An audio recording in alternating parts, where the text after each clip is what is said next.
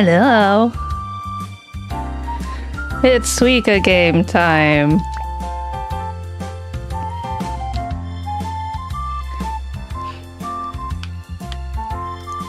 So, hi Noni. Welcome GTGN. Welcome. Good evening. Am I gonna rage? We'll see. I saw everybody playing Suika game when it was first becoming like very popular as a streaming game. Hi Keiko. Welcome. I might we'll see. I might rage a little bit, but I think the thing that I'll mostly rage about is I hate this like popover thing that happens, because that always causes me to like drop the fruit in the wrong place. But you know, when the hype for Suika game first started, I initially was like, I'm not gonna play that, and then I got hooked into playing the like mobile app version.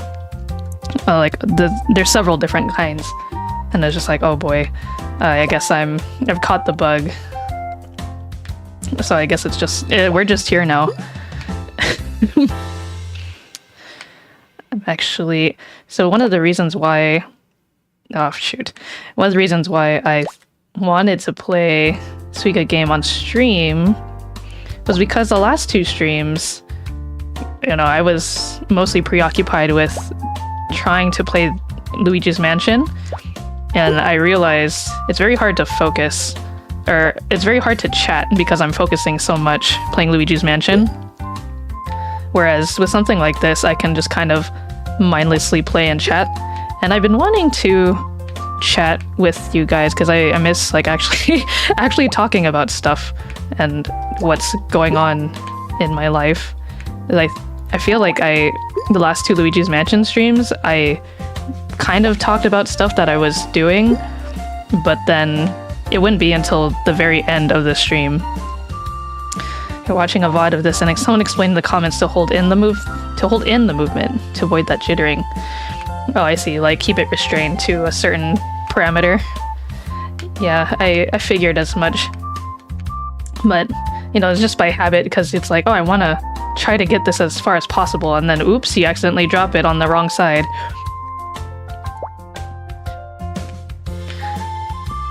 So we'll see. I find that the physics in this is a bit different than all the mobile app versions. But hopefully, you know, those skills can transfer over to here. Another thing I also noticed is that on this version, sometimes patience is a virtue. Like the fruits kind of just move around on their own sometimes, and they'll sometimes just combine in ways that you did not expect. Like right now, those strawberries kind of shifting over when that might not happen in the mobile app version.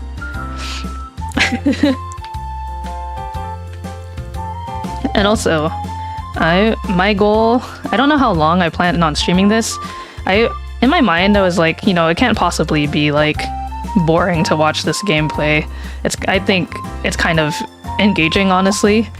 just because I'm able to talk more while playing. It's not a high attention demanding game. And the background music, while it might get annoying for some people, I personally enjoy it. It's just very chill and low-key. So my goal, depending on how long I stream, I'm still gonna probably aim for like at least 2 hours, if not 3. But I want to get at least 3,000 points. My highest overall is 2,654. Yeah, they make you want fruit snacks. I know, the art's so cute. Also, welcome, Rosie. How are you today? Yeah, please have faith in me. I promise I can be a gamer sometimes. Whoa, okay. But yeah, I've been playing a lot of the mobile app versions of Suika game, you know, before it ever released on the English Nintendo eShop. So I think I have some transferable skills off of... No. No. Okay. Well, hopefully this can still work out. Ooh. Yes, it's on the English store, which is how I have a hold of it. You never hit 3,000 points. 3,000 points is pretty high, I've heard, for this version. If you play some of the other ones, I feel like 10,000 is considered high. But yeah, I've been waiting, you know, everybody was playing the JP store, or the Japanese version, and I was like, I'm gonna wait for it to come out. Just given how popular it was getting, I figured an English version was coming sooner or later. And it did, so thank goodness. Because now I can play it. Oh. Let's see. I haven't bought the game yet, thankfully, but I guess I can get some JP only games in the future. Yeah, you are... It doesn't go all to waste. You can get some JP exclusive games for yourself now. That was really cool. That was unintentional. The fruit physics. But again, yeah, another difference again between this and like some of the other versions is the physics of the fruit. So I guess I'll just get used to it over time. But stop popping over. Let's see. Oh, that's good. You're doing good, Rosie. I have been good. Been very busy, but good nonetheless. I kind of touched on it, I think. I'm not entirely sure anymore if I talked about it last stream, like at the end of the Luigi's Mansion stream, but work at the aquarium has... I've been doing more than what I normally do. Not that it's a bad thing. It just like kind of happened by accident. You know, I've had coworkers ask to cover for shifts that I don't normally cover, and I say yes because this otter could use the money. And so I accidentally worked like a couple weeks where I only had maybe 1 or 2 days off in the week instead of my usual 3. But that's kind of hopefully mostly over. Yeah, no, we're just back to my regular schedule. But I recently got, let's see, tickets confirmed for future trips, future upcoming trips that are happening very soon. And I don't think I've said where, just for, you know, privacy reasons, but I will happily talk about it later when I come back from those trips. And I'll have hopefully lots of footage to share and make new travel vlogs out of. Oh no, it's starting. We're getting piles without anything happening. Oh. Ah.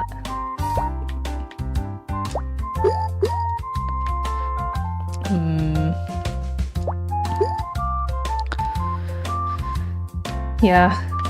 I think I've seen some of your tweets, Rosie. You seem to be also very busy. 'Tis the season, I guess. I've also been... Again, I think it's just the change of weather. I miss the sunlight. I don't like it getting dark so early.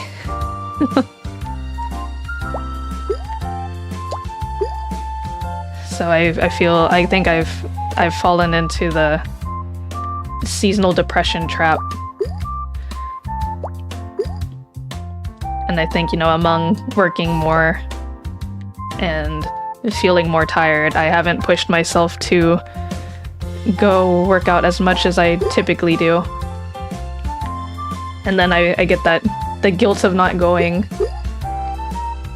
Oh man, come on. Roll over, please.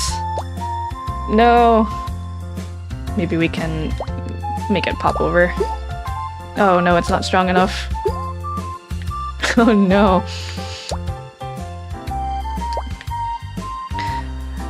Thank you! I hope I have lots of entertaining things to talk about. Most likely going to be about all the food I eat. But you know me, I could talk about food forever. Even though I'm going to be saving a lot of that content for like the travel vlogs, I would still want to talk about some of the things because I'm sure I can briefly talk about things. Whoa! Oh! Very nice.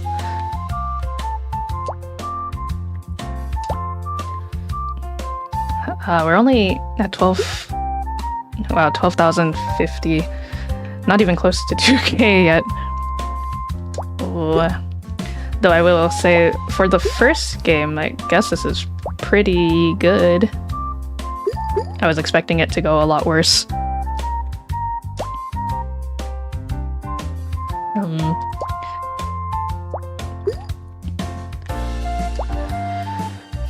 And then, let's see, what else have I been up to?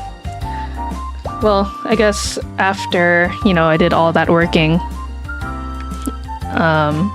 by mere coincidence, you know, I had made plans like far in advance with friends to catch up and meet up with them probably like a month or so ago, and then I realized they all just happened to coincide in the same free weekend.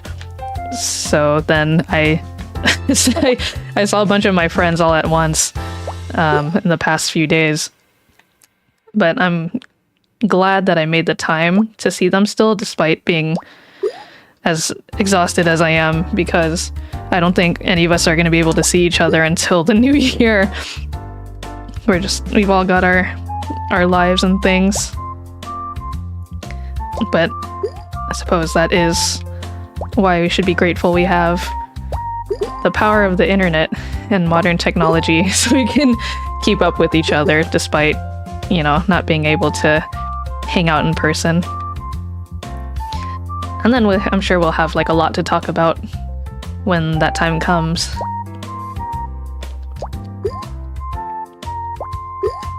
Oh, that could have been bad. Oh.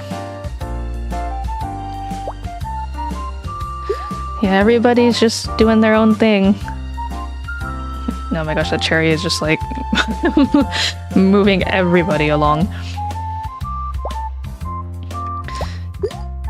Do you guys have any holiday plans?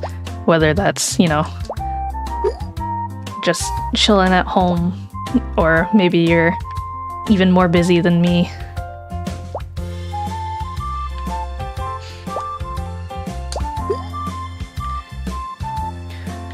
I guess this is also kind of a nice change of pace, because I feel like... Whoa, okay. Oh my gosh. I feel like the past few years, I haven't done a lot of traveling. Just because, you know, costs of trips can be kind of pricey depending on where you're going and what you're doing and how long you're going to be away. So I think it's nice to finally have an opportunity to get out. Same usual family lunch, seeing Dad. Don't do a whole lot. Was thinking of making cookies, but I didn't realize they only lasted 5 days-ish afterwards. Oh, what kind of cookies? I kind of want to make something for my aquarium coworkers, but we'll see if I have time. Because this trip is kind of a big one. I think I had said it was just an overseas trip, but I didn't specify where.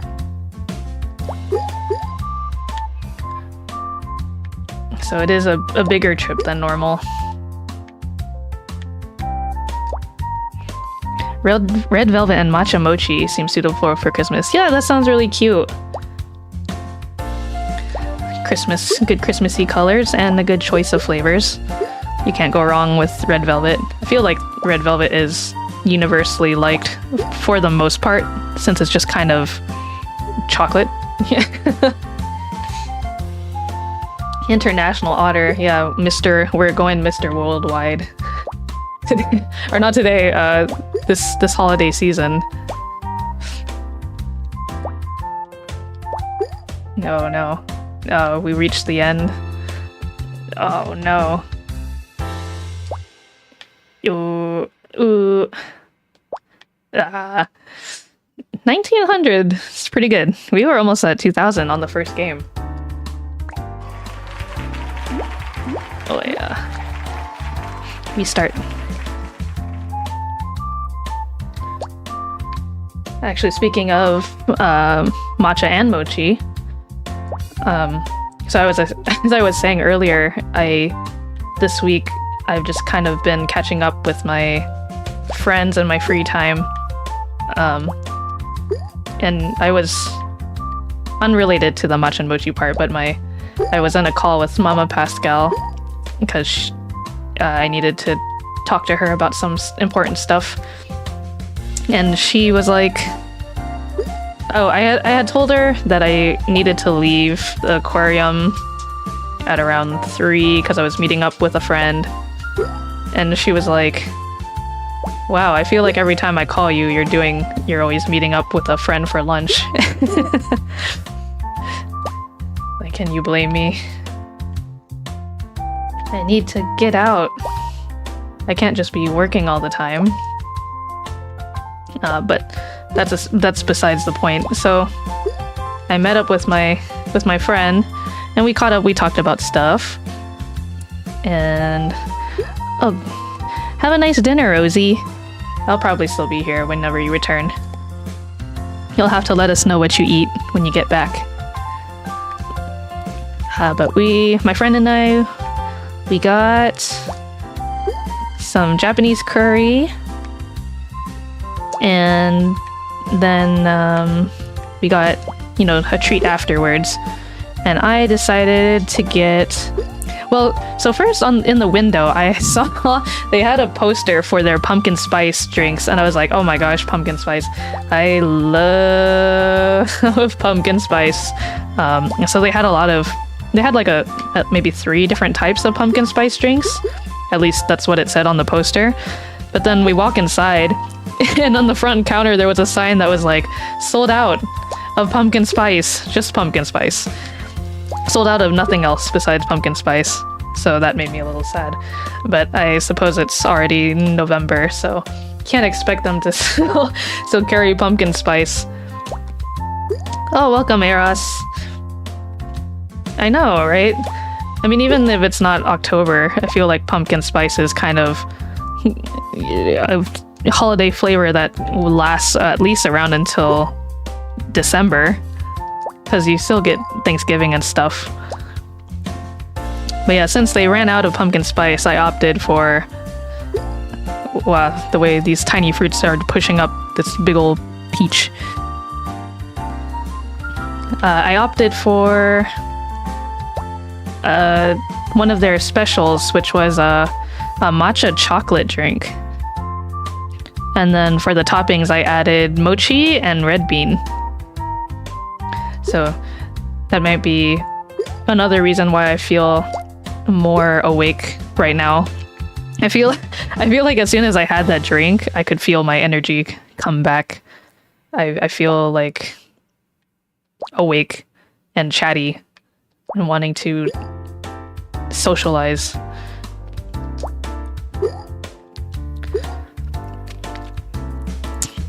And yeah,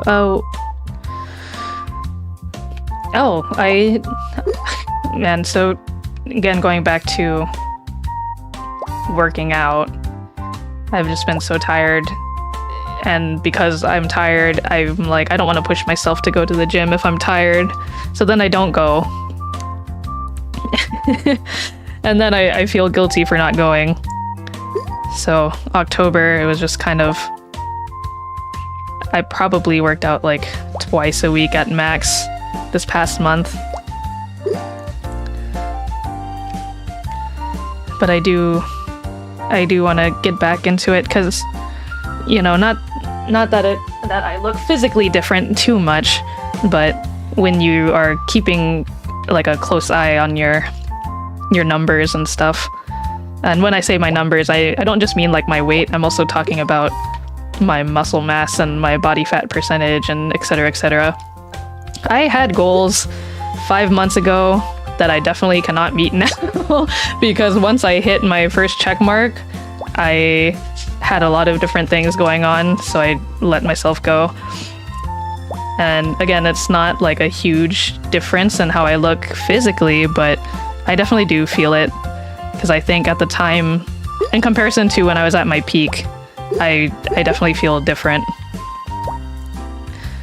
So, you know, with the holidays and things like that, it's kind of unavoidable. I'm just gonna be eating my way through the end of the year, and then I will, after that, try to get back on track and get back to my peak that I was at and surpass my peak. That'd be nice. Let's aim for not just peak, but also getting back or getting beyond my peak would be nice. Yeah, it's been hard. I definitely think it's the change of weather and also holidays in general. So I've had to talk myself into like calming down and like not freaking out about it too hard. Because if I hit it before, there's definitely no way that I can't get to that point again. So I think in the meantime, I can just at least try to maintain and not go like completely off the rails, just to make the transition easier once it's the new year, to get back into the swing of things. But I was so sad. I when I was checking my numbers yesterday, I had lost another pound of skeletal muscle mass, which, again, it doesn't seem like a lot, but I've already gradually lost like several pounds of muscle mass over like the course of the year or the past few months. Like it's a very slow change, but again, if you're paying very close attention to those things, it's like, oh god, to think of how much time it's going to take to get back to that point. We're talking about at least 5 or so months, given that we're not going crazy and we don't want to look, have the effects be too drastic on my body. Yeah, I agree. I think if I'm being a little hard on myself, but I'm sure if I took a look at my numbers like throughout the past year or so, it's just gonna be like a roller coaster of like, you went down, this was your peak, and then you went back up, and this around the same time.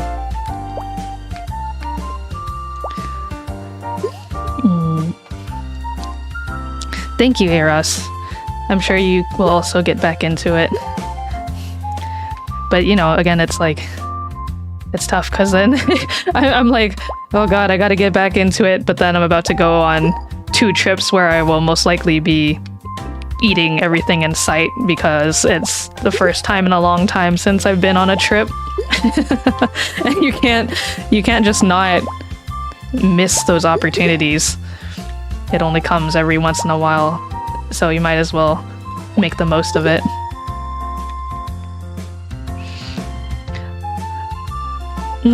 Yeah, that's true. I anticipate that I'll be walking a lot. And if not, I will probably find ways to walk around more.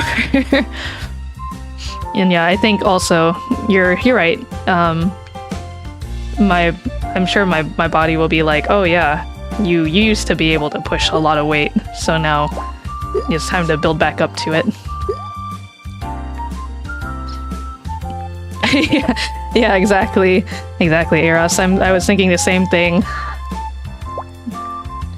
Actually, the person, the friend who I am going to be going on this trip with, when I told them my numbers and how I was like kind of distraught at the results, they were like, "Oh no, this isn't gonna affect the trip, is it? Like, are you gonna be okay? Like, please just let yourself enjoy the trip. It's not that bad. It'll be okay." And they're correct.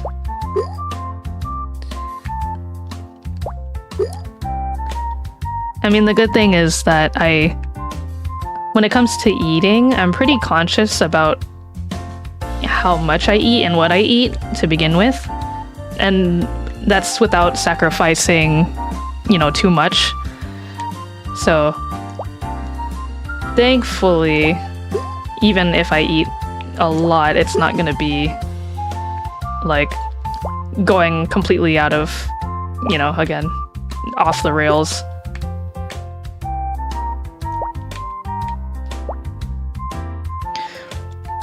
Muscle memory, let's go! Welcome, Alden. Yes, this Suika game. The OG Suika game. Oh, I shouldn't have done that. Whoopsies. Yeah, this is the Suika game that's been stealing everybody's hearts. Even if I eat 50 pieces of sushi, yeah. I mean, I can only eat 50 pieces of sushi if I can get back into working out and raising my metabolism. I think when I was around my peak, I was burning about 1,300 calories at rest. Maybe a little bit more than that. But now it's back to 12,000, which is still, it's not crazy, but it's because I haven't been moving, so my body has no reason to burn food so quickly.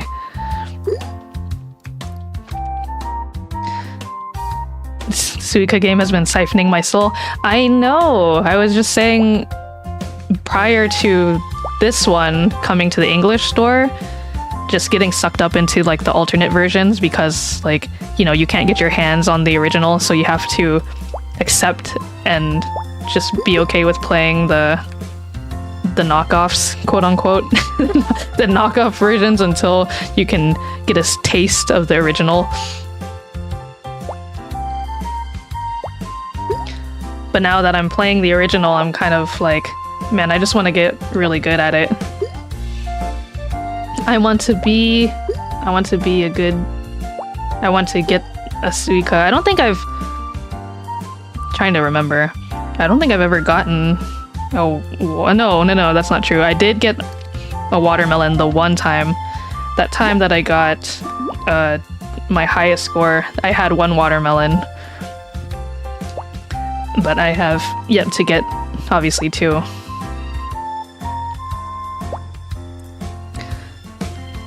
Suika game, I've never heard of this. Is this the only game mode? Yes. So this game, if you get it from the English Switch store, it's only $3, because this is basically all it is. But right now there is like a Halloween skin version. So rather than a watermelon, you're trying to get a pumpkin. Which, by the way, House Quaker, if this is your first time being exposed to this game, the goal is to get 2 watermelons. But it's very difficult just because, as you can see, fruits just kind of pile up over time, and if you're not very efficient at it, it gets very crowded very quickly. And I haven't been paying too much attention to other people's streams lately, so I don't know if anyone's gotten 2 watermelon. I'm sure there has to be. There's no way no one's gotten 2 watermelons yet. But I know for a fact that people are aiming for certain scores, or like certain what would you call it? I guess like goalposts in terms of reaching a certain score. So I was saying at the beginning of this stream, I want to aim for at least try to hit 3,000. That'd be nice. But I don't know what is considered high in this game. Whereas, like in some of the other knockoff Suika games, the range of the scores are a bit different, just because the scoring system is different. People trying to go for 3,000? Okay. Well, that means I'm not too far. Charging your Switch right now so you can buy it. Let's go. We got another one. Another one. Ooh. Enough gold points to get the game. Yay! Free Suika game. And that's what I'm talking about. Who doesn't love free? Oh. Alright. Oh no, we did worse.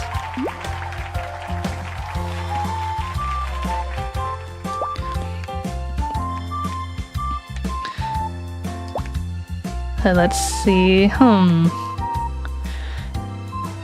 Yeah, it's kind of just been what I've been up to lately. Just a lot of work. I have, like I said, I've got lots of things on the back burner that I'm kind of sitting on just because life things take priority, which sucks, but you know, that's just kind of how life is. No, watch it. Go, combine.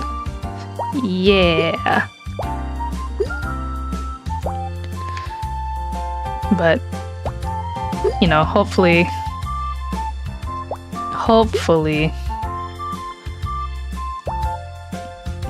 things will work itself out. I actually was talking today how, to my friend that I met up with, because currently I only work part-time at the aquarium, but I'm thinking of trying to find a full-time position probably at sometime next year. I think that'd be nice. Life expenses are quickly catching up to this little otter, and I currently, like, once I'm back from these trips, I'm gonna open my wallet and only sand is gonna fall out. There's not gonna be any dollars. No sand dollars. Just sand. But the one thing that I will miss with getting a full-time job is the free time that I have currently. And even with that being said, you know, I've talked about my schedule so many times over stream. With the free days that I get, I manage to pack in a lot for the most part. So it's gonna be tougher to find the time to do things if I do full-time work. But also, it's weird in that you work full-time and then you get more time off somehow. Or I guess you have more leeway, or not leeway, because it's kind of dependent on obviously what kind of job and like work schedules and things. I guess what I mean to say is you get more free time, but you don't have to worry about it as much as with like a part-time position. Adjustment definitely, at least with salary, days off doesn't mean less pay. Yeah, exactly. And then also, obviously there's other benefits to doing full-time that part-time does not give you. And I know that's something Papa Pascal has been quietly worried about. So we'll see. I think it would be exciting. You know, I really enjoy my current position at the aquarium, but I've been doing the same thing for a little over a year now. And of course I love the current people that I work with, and I would not, you know, it's going to be sad to give that up because even though it doesn't pay a lot, I like the people there and I like the benefits. I like the environment. But, you know, I would still be able to see them even if I were to get a different job. But it would just, of course, be under different circumstances.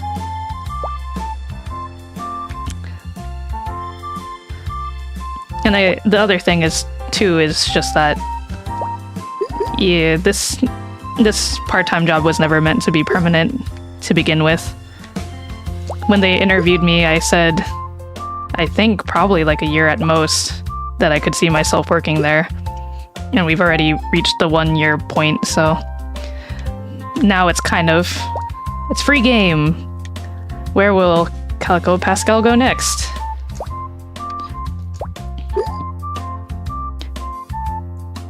Most of them.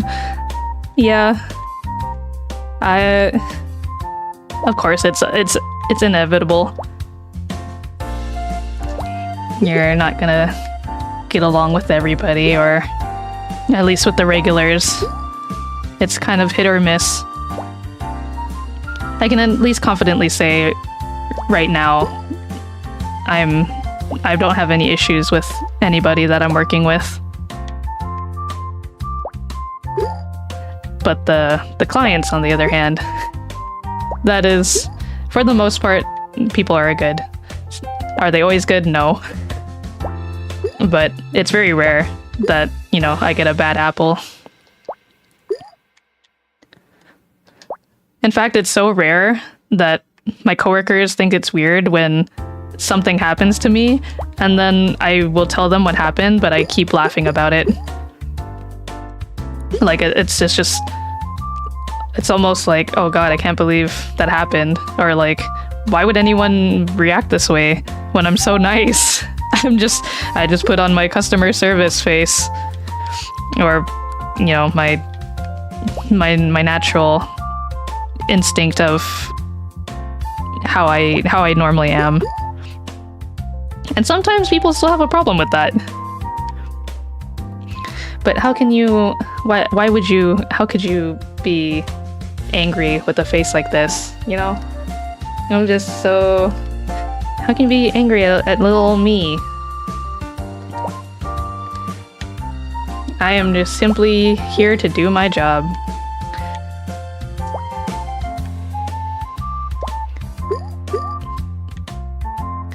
Oh boy, can we get watermelon? We're just even only about to break 1,000 on this one.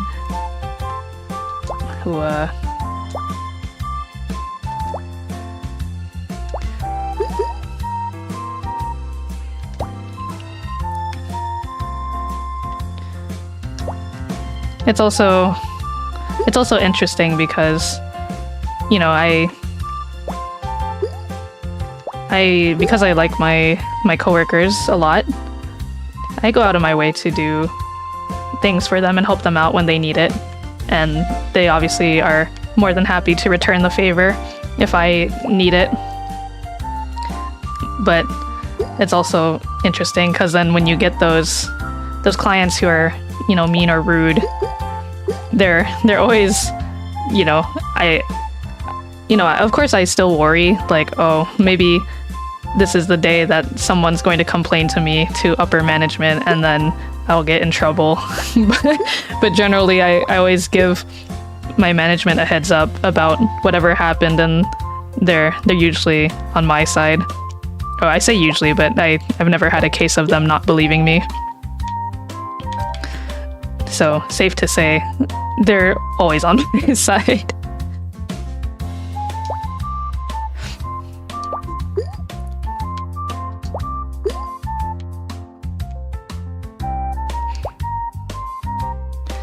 Yeah, and then I can't really disclose too much information, but I had this one time where, you know, I was trying to help someone out, and this person was someone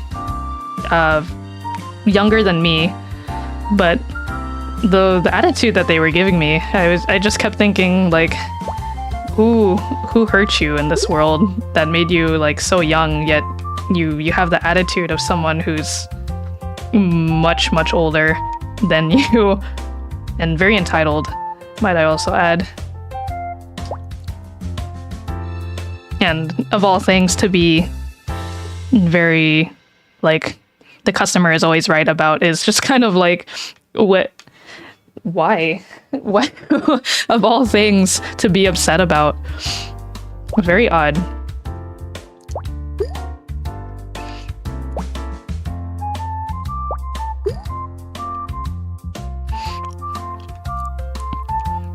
It's also hilarious whenever we get people who think they know better than us about our own company policies. It's like, sir, this is an aquarium. I don't know what to tell you.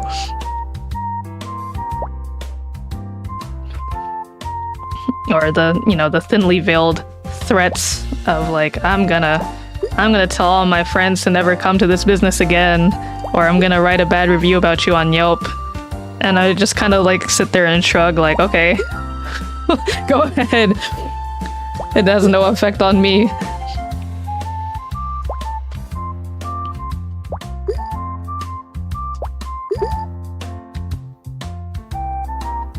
And again, I think it's just like, when those happen in the moment, I'm just so shocked that it's actually happening to me, and I have to process that it's happening, that all I do is just kind of laugh about it, and I'm just very nice. When those people probably don't deserve someone to be nice to them.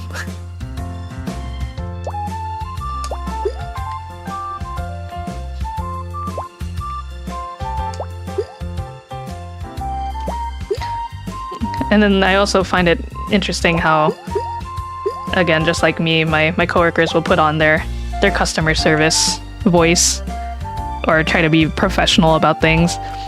And then as soon as the problem is away, they return to like their normal selves.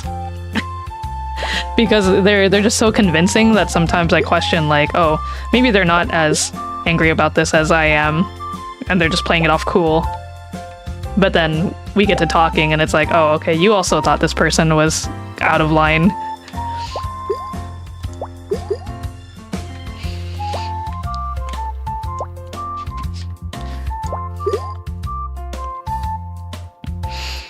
Give sass to otter, they deserve water splashes.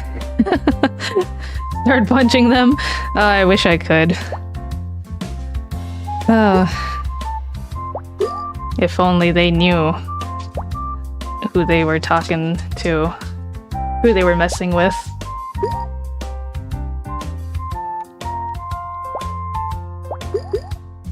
No. Oh, will this work? No. I had so many peaches. Had like a ring of peaches, a peach ring, if you will. But still, we haven't even hit 2,000 yet. But I want 3,000 by the end of at least 3 hours, if we can manage.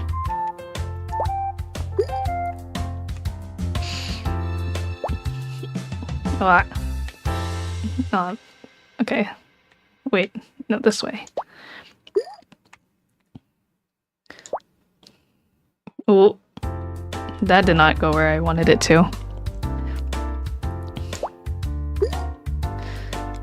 I think I must have asked. There's no way I have not talked about this before. What are your guys' favorite fruits?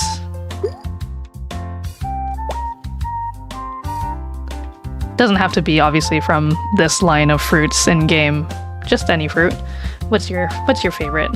What do you... Or how about, let's rephrase. How about, what's your favorite fruit?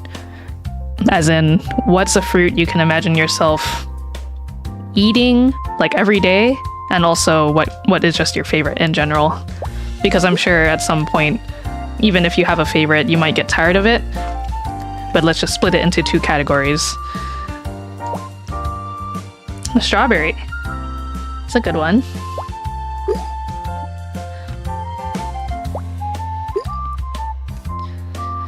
I like strawberries. I think strawberries is a good fruit that I could imagine myself eating every day without getting sick of it. But it's not the fruit of choice that I would want if I had a choice to eat only one fruit, or that I had to eat every day.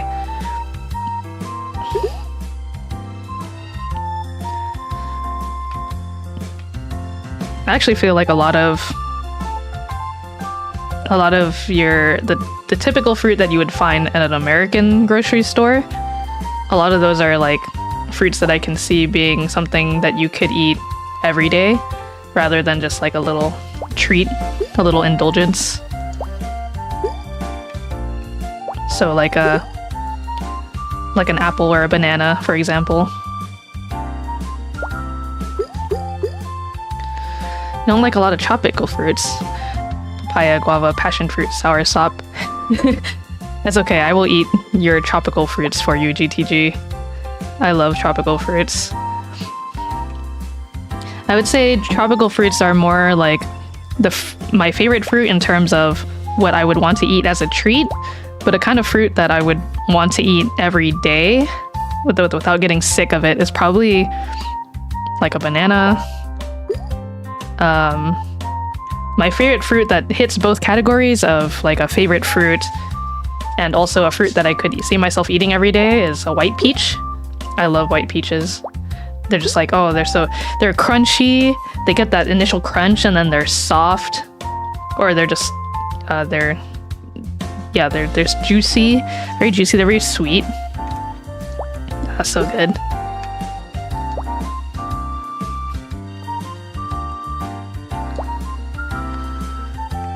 Actually, I found out, speaking of white peaches, so what I considered a white peach, I found out is actually a white nectarine. And that doesn't change my opinion too much because they taste pretty similar.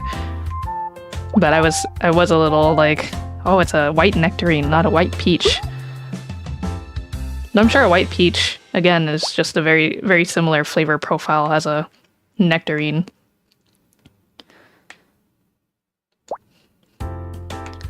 When I lived in a different aquarium with Mama Pascal and Papa Pascal, we used to have a nectarine tree in our backyard, and it was very pretty because every spring it would bloom, and so the backyard would be full of like pink petals. Like it looked like a sakura tree almost, but it was just a nectarine blossoms. Woohoo! And then over the summer, all the flowers would bloom into nectarine fruits, and then the tree would drop nectarines all over the floor, and little creature would go out and eat all the dropped nectarines. And I think that's kind of how little creature has developed a taste for fruit. He's been exposed to fruit at a early age, and now he can't get enough of fruit. If little creature sees me or anyone like peel a banana, if he can hear the sound of a banana peel, he comes running. He shows up at your feet. Little creature loves bananas. Little creature also loves pumpkin, and little creature also likes berries,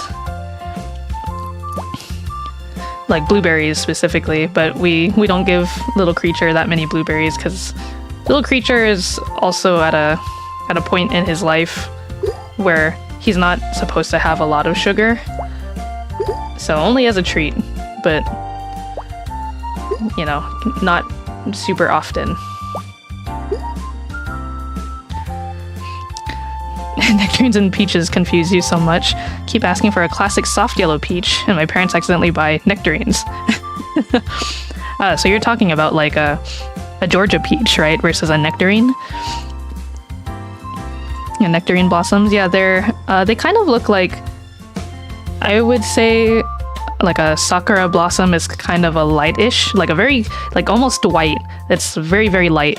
And then a nectarine blossom is kind of similar, but I think the hue is a bit darker.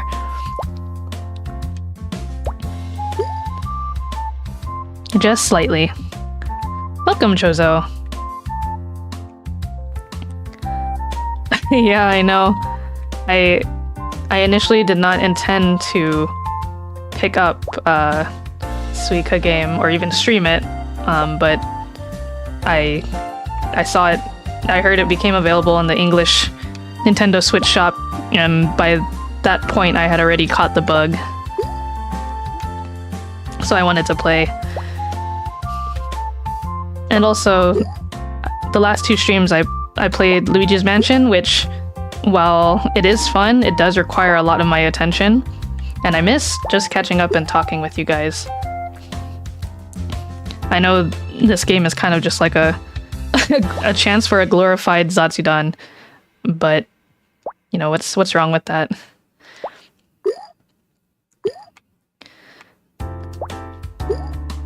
Gives us something to watch while also chatting.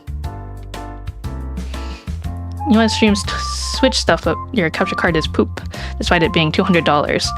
Oh, that sucks. I hope you can get a new capture card or fix the one you currently have somehow.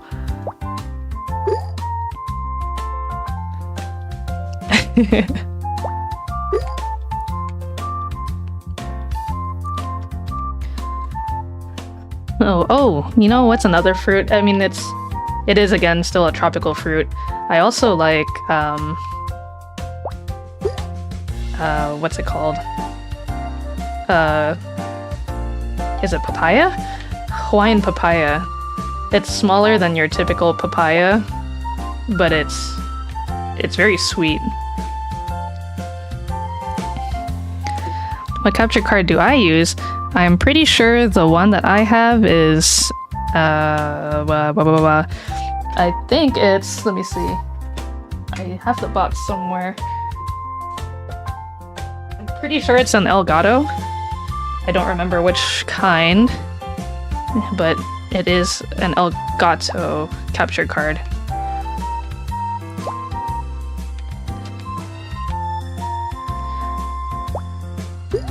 And it was actually a gift from someone back when I was still in the idealization stage of wanting to stream. I had told this person, or this person and I had gone to like an electronics store together, and I almost bought the capture card for myself, but then I figured, I'll come back for it later, or I'll just wait for there to be a sale. And then this person went and got it for me as a gift.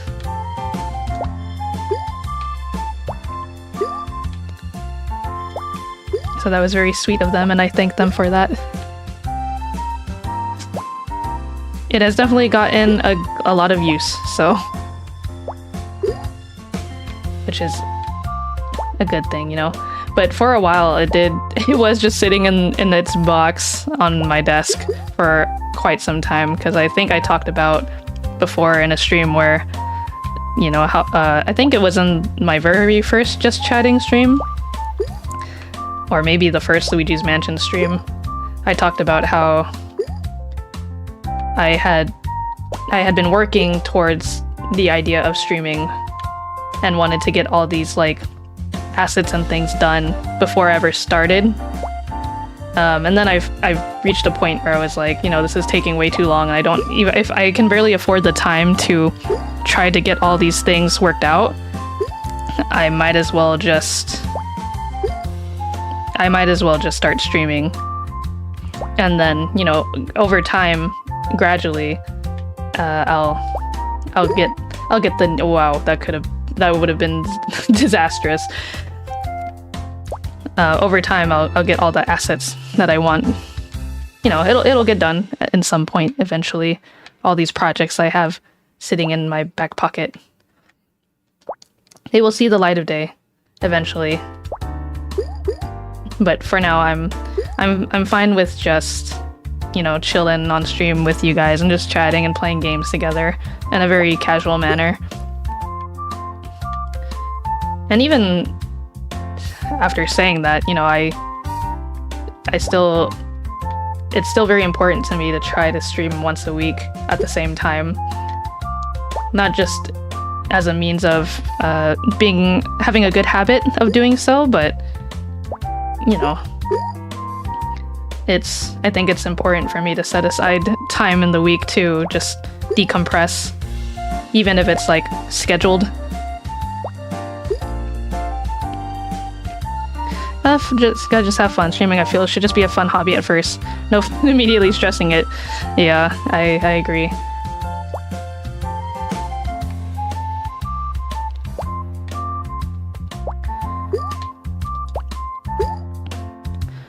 Yeah, I mean, that was also kind of how I got into, or why I wanted to even stream in the first place. I just needed a new hobby because I was getting burnt out very quickly from my old aquarium work.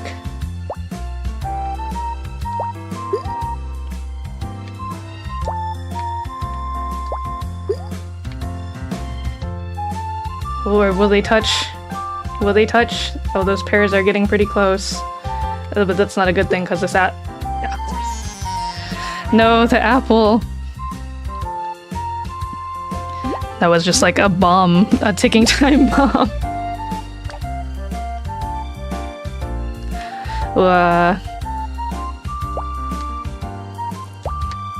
Came back to square one. I mean, we're only an hour in. There's still at least 2 hours to get 3,000. I believe. I have faith.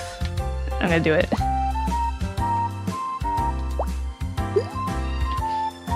The fruits will sense that I love fruit, so they will help me achieve my Suika dreams.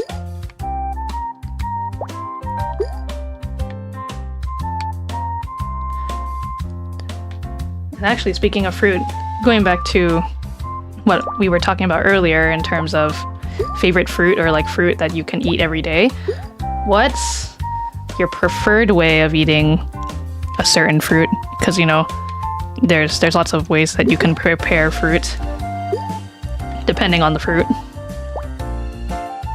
So for example, like, you know, I enjoy bananas, but I've also discovered lately that I really like grilling bananas. Grilled bananas, or like fried bananas. And by fried, I just mean like on a stovetop, not deep frying, just regular frying bananas. Yeah, they get soft and they have this like very sweet taste that comes out. I guess because the sugars in the banana kind of caramelize. Oh, chunky cantaloupe juice. That sounds interesting. Cooked fruits with ice cream. Oh. What kind of fruits with ice cream? I have yet to try it myself, but I've seen a lot of recipes that will grill peaches. Or, you know, I've seen, for example, another interesting combination, I think, is cantaloupe with ham, like cured ham and cantaloupe.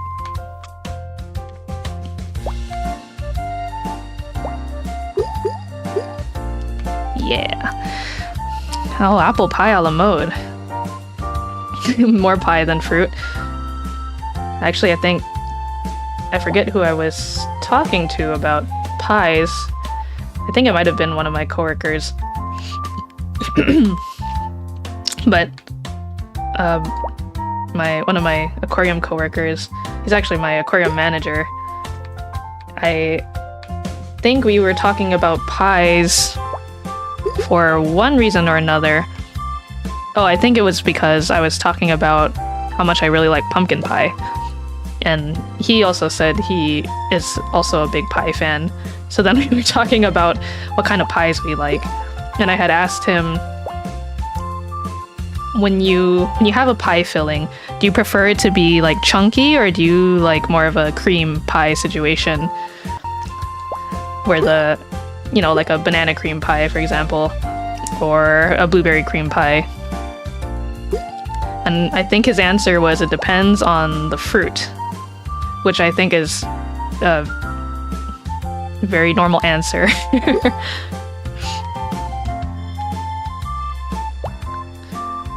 Personally, I prefer like a cream-based pie. I love, because my dessert of choice is usually something that has, like, I really love custard type desserts. I really love fruit tarts because that has both, you know, one of my favorite things is fruit, and also that like custard base with the what is it, like the cracker tart. Those are so good. And then, you know, sometimes those fruit tarts will have like a very nice like glaze on the fruit, so they're nice and shiny and they look pretty. What is this? Come on. these two peaches and these two pears. You can just scoot over a little bit. Just a little bit. I need you to move over just a little bit. Please. There we go.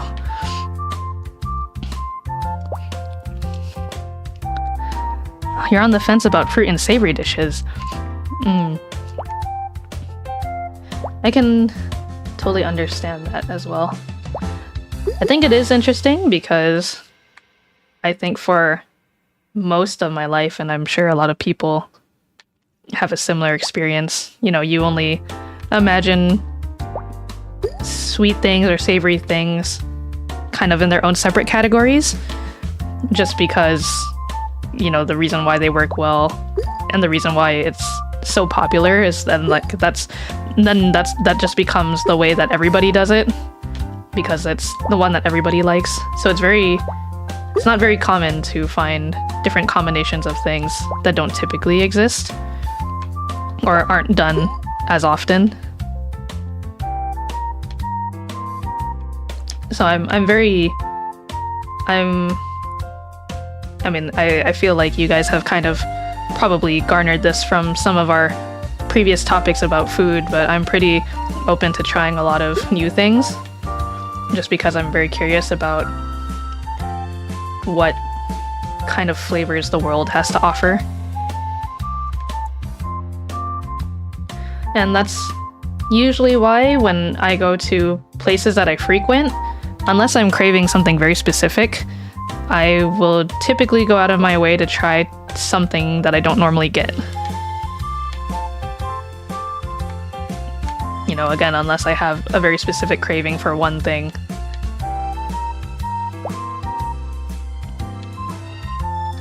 Or if it's something seasonal, that might be another reason why I would get something different than the norm.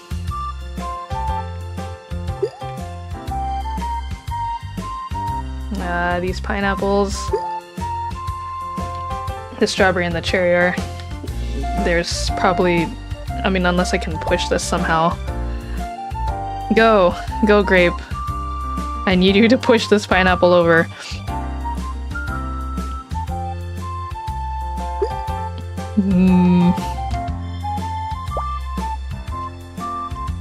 We're getting kind of there, but not quite.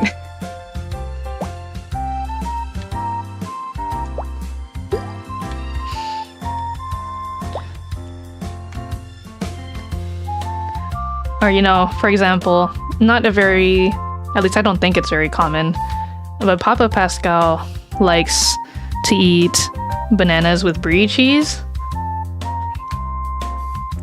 And I've tried it before, and I think it's an interesting mix, but also for some reason that combination in particular, I imagine that scene in Ratatouille where, you know, he's like, you gotta like taste each flavor and then you eat them together and you make like a new creation, and you see like all the little all the little artsy swirls in his mind. That's kind of how I feel like whenever I eat something that's not typically paired together. Oh shoot, I knew it was gonna happen eventually. The popover.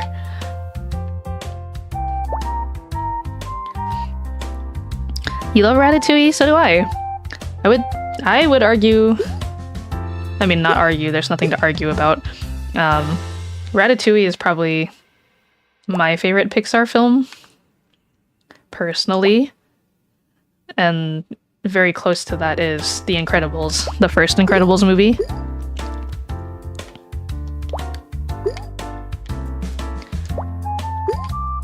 But I don't know, something about Ratatouille really speaks to my soul.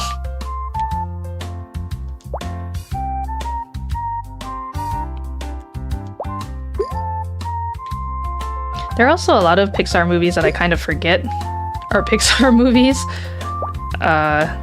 Not to say that that's really a bad thing. I do appreciate that Pixar has, you know, as of late... Oh, these pineapples are gonna touch! Yay!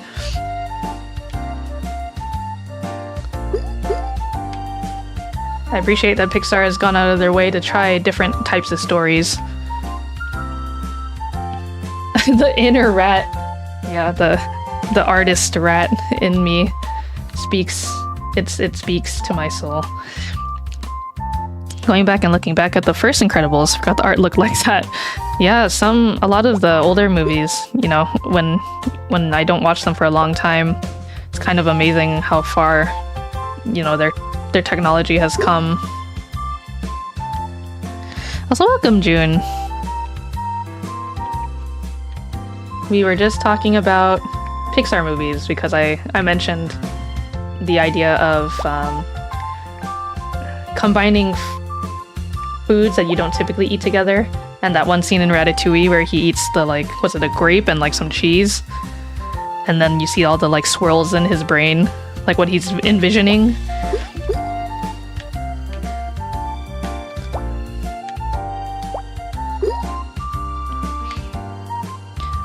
You know, a Pixar movie that I always forget is a Pixar movie is Turning Red. But I really, really enjoyed Turning Red a lot. Ooh. Okay. Yeah, Turning Red I thought was really good. And it also, it was another movie that hit very close to home.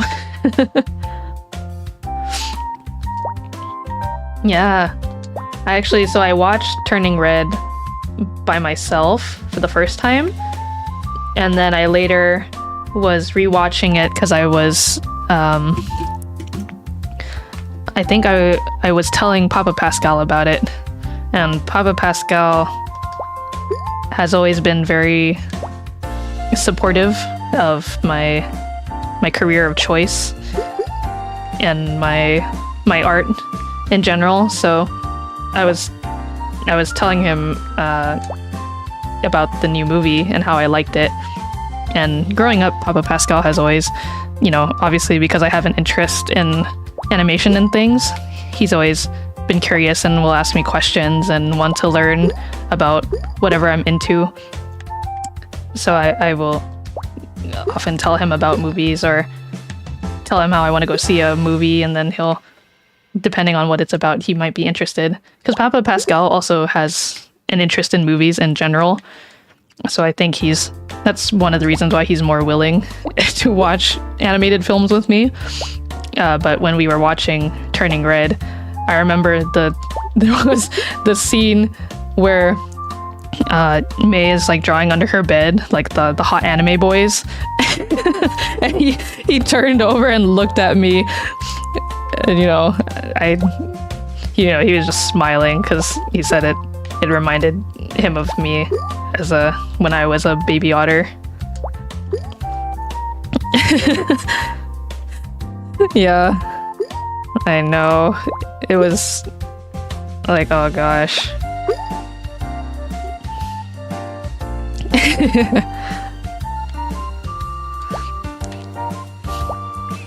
Yeah, and then I cry easily to movies, so even though I had already watched it, rewatching Turning Red made me cry again.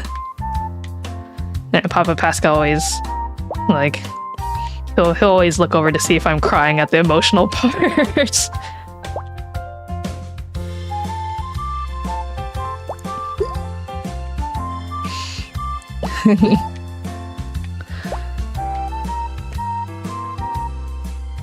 And then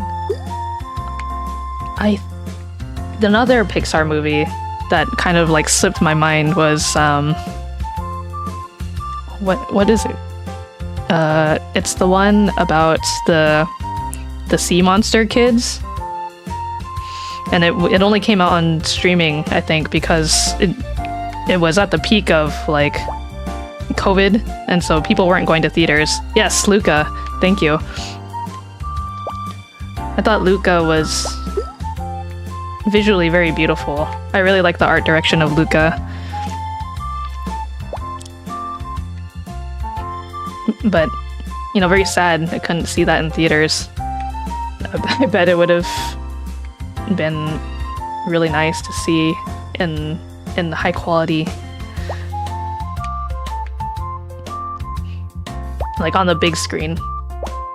Because obviously you have the benefit of watching Luca in high quality at home, but it's not quite the same.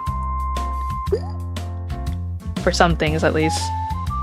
Oh no, don't explode. Oh! This is dangerous. This is... Oh! Go, go, go. I wonder if I can maybe push this down. I feel like no. Oh! Ooh! Nice.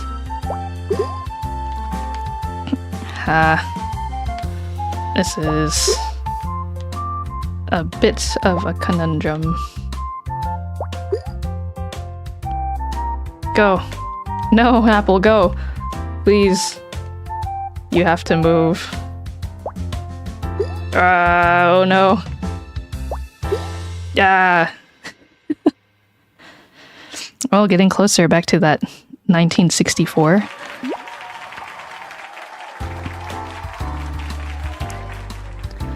I think story-wise, Luca was kind of like, it was eh. But yeah, very clearly it lended to my taste of cute little oceanside town or underwater housing and environments.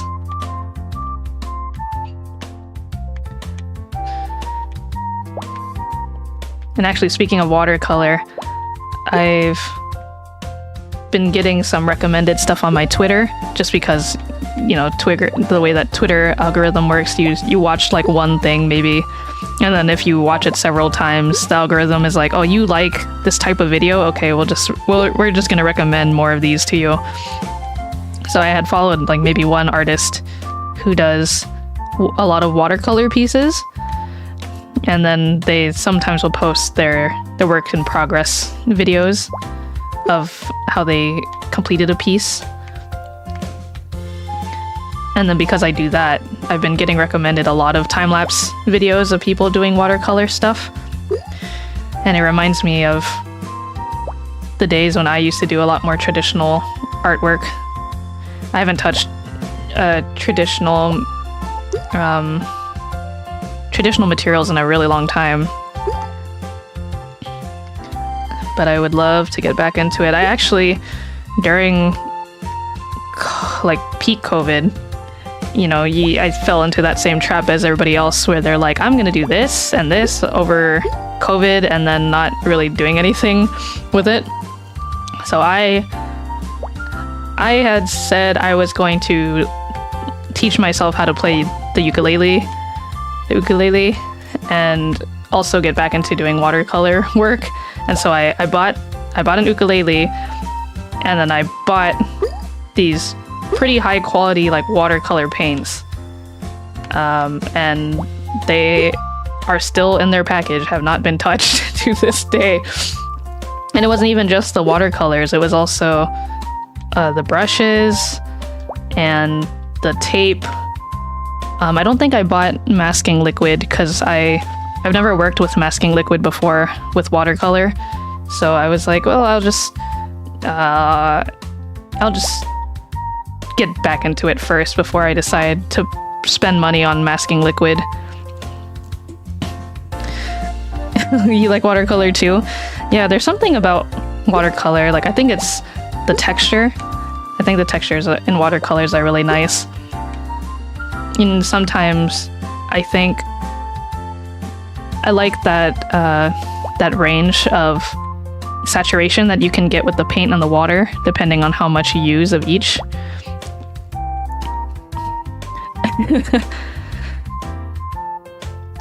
Yeah, watercolors, they're beautiful to look at. And I had taken a class when I was younger on watercolors.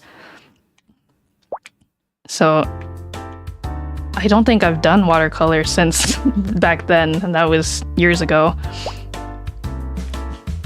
But I kind of remember like some of the tips and tricks that they kind of taught us. Because when you work with watercolor, it's a bit different from working with like, let's say like markers, for example. Because even though they're both kind of like ink based, with watercolor, since you're working with water, and the way it kind of works is like you want to layer colors over each other to get either like a certain look or just more saturation of a certain color. So typically I think you work backwards, where I think you're supposed to do the lighter colors first, and then you gradually like start putting down like the darker colors. Whereas with like marker, I guess it kind of depends, but with marker you can kind of just like start with whatever feels appropriate. Kind of like the same way you would approach like, I don't know, coloring with color pencils or crayons. You know, you kind of layer and you build up, but depending on what the artwork is, you might approach certain things before others.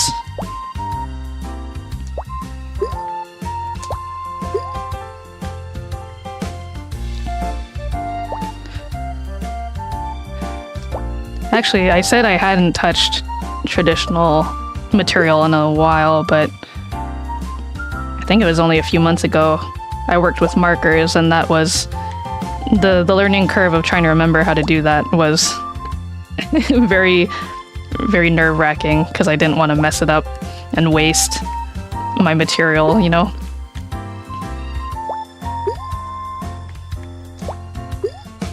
Wow.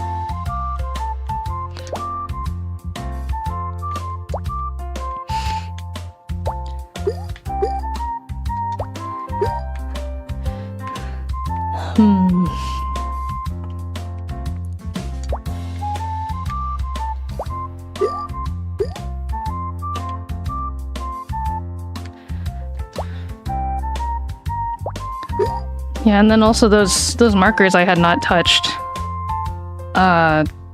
in a very long time. They had just been kind of sitting in my storage for a while. I think it was because you spend a lot of money on things sometimes, things that are meant to be used. So let's just say a better example, I guess, or a more easy to understand example is like, oh, you buy really fancy dinnerware, and then, the joke is like, oh, honey, the guests are over, bring out the expensive dinnerware, and you never touch them prior to like those moments. But the reality is those dishware, they're meant to be used. Like, that's kind of their whole purpose. And sure, you can save them for special occasions, but are you really getting any use of them if they're just collecting dust only for those special moments?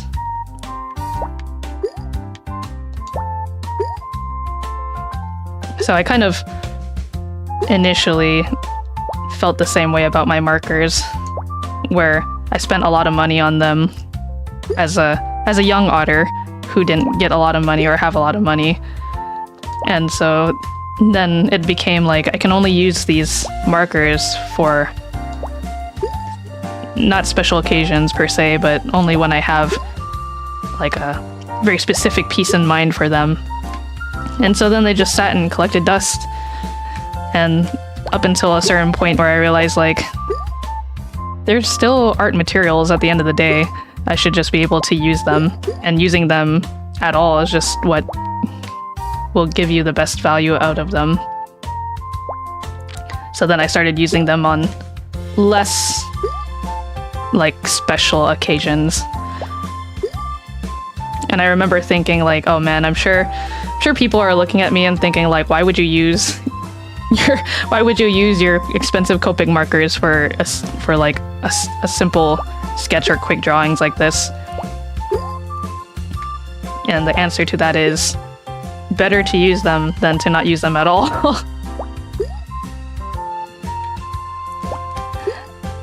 Some of your supplies collecting dust too. What kind of materials do you like working with?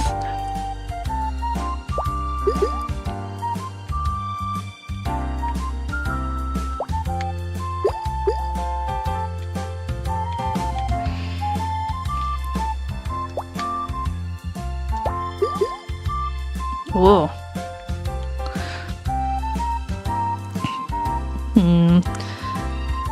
Feel like it's gonna be kind of hard to get these two pineapples to touch.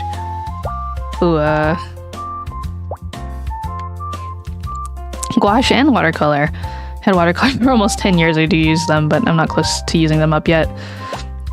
Yeah, I mean, that's good. So you know, even though you're using them, at least you're using them. That's the important thing. The gouache is fun too.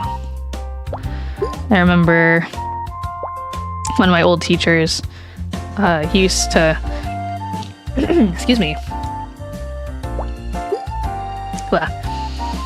He really liked having us do our assignments with gouache because it was kind of like acrylic paints, but a little more forgiving, like watercolor, where you could really build it up that way.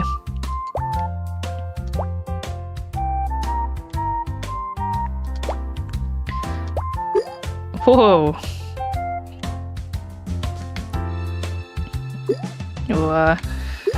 Oh. I don't know if these fruits are going to be able to squeeze through.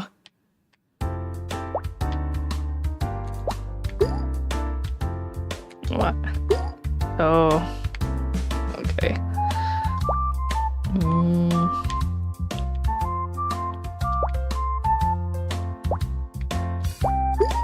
Oh. Gosh, it's... Oh no. Oh. Yo, no. Okay, please, combine. Yeah.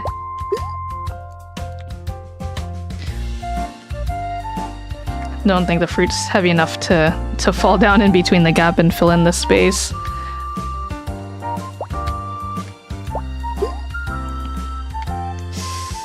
Ooh. What? He's shifting around a little bit. Ooh.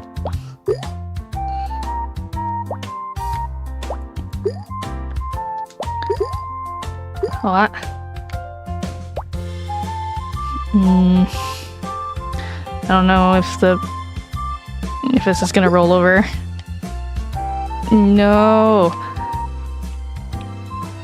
I mean, I think even if these two apples were to touch, the force of them touching is gonna cause one of these two little guys to fly out the box. Ooh.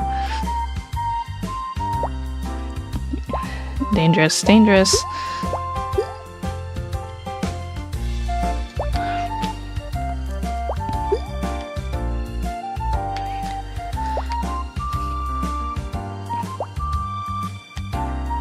feel like there's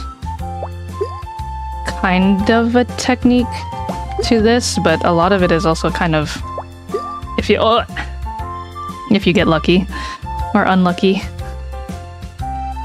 Almost beat my high score for today, but we're still only just barely halfway to 3,000.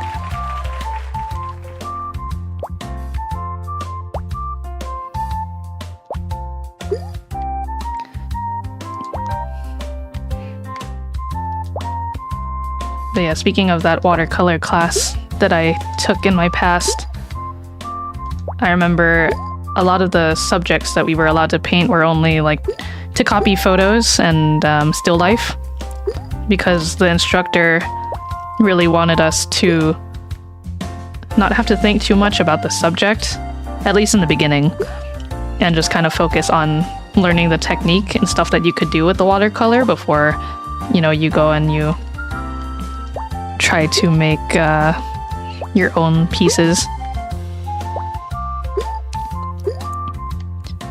But for anyone interested in watercolor, one of the things that I thought was really cool, and you know, that's obviously there's no limit to materials that you can use with art, but one of the things I would have never thought about doing up until that class was the professor or the teacher had said, try, like, you put down a wash of the paint with water, and then if you want a little texture or something interesting, you take a sprinkle of salt. Okay, you sprinkle the salt over your paper, and something about the salt and the water and the paint leaves these like interesting little like star patterns in the paper, which look really cool.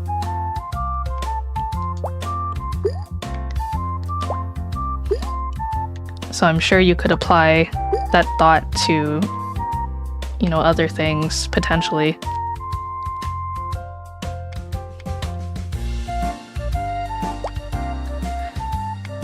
And I know we had talked about fountain pens and inks at one point, and I was surprised to find out that a lot of you actually do that as hobby. I mean, not the fact that, you know, the hobby itself is surprising, but more so that I was surprised that so many of you in chat have had experience with this hobby. But I had gone to the store the other day and I saw they had the like nice fountain pens on display, and it just reminded me of that chat we had that one time. One of these days I will, you know, look more into fountain pens and ink types. Because the stationery store that I had gone to, they also had the journal thing that I was talking about, the traveler's notebooks.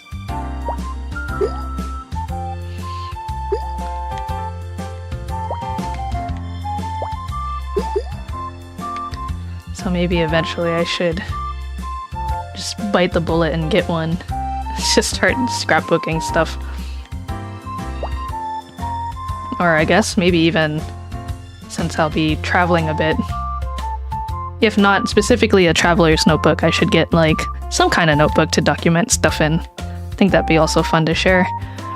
And also that way I can collect all my little scraps and things from the trip to share or look back on.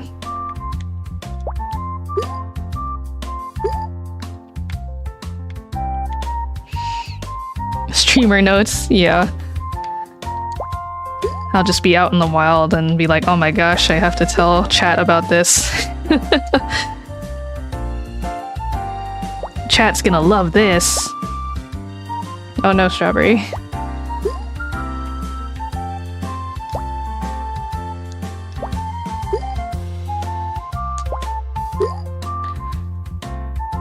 But also I had gone to a different bookstore, and they had, I was very surprised because I've never seen them in store before, there's this like planner brand that I've been keeping my eye on, and I have thought about getting a planner from them, but I never bit the bullet on buying one because I always think that like, oh, I don't want to be pressured by the price of how much I'm spending on this planner and then not utilizing it to its full potential or messing it up somehow, even though it's the whole point of a planner is to be used. So then I end up opting to buy like a much cheaper planner, and then just feeling less conscious about scribbling away in it. But the store that I had gone to, they actually had the actual planners from that brand in store, and I thought they were only available online. I suppose because it's like an international brand, so I never thought I would see one in store. But unfortunately, they did not have the cover that I would have liked to have gotten if it was available. Otherwise, I would have probably bought it on the spot. Because every time it's this time of year, like around end of the year to fall, I always think about how like, oh boy, it's time to buy a new planner. Nice.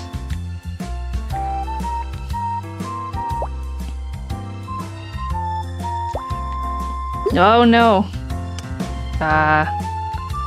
Okay, it's fine. We can still maybe get this. Close, but not quite.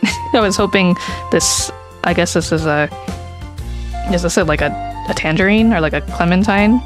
Because obviously the next one is an orange. I was hoping this one would squeeze through, but it became too big. So that's not going to happen anymore.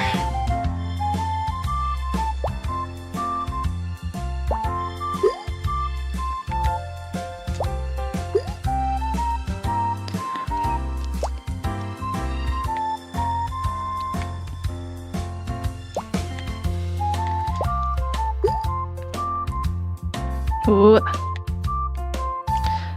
I forgot. I think I must have mentioned it very briefly, but I think I talked about my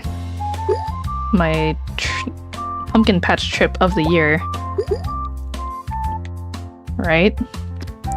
I didn't buy a pumpkin, but I just went to go walk around and take a look at the area. It wasn't a new pumpkin patch. I've been to this farm in the past, but it was my first visit of the year. Because normally this farm that I go to, they have other seasonal events that happen throughout the year, but I've only ever been for their pumpkin patch. So I feel like one of these years I'm gonna have to go out of my way during the spring to check out like some of their other stuff.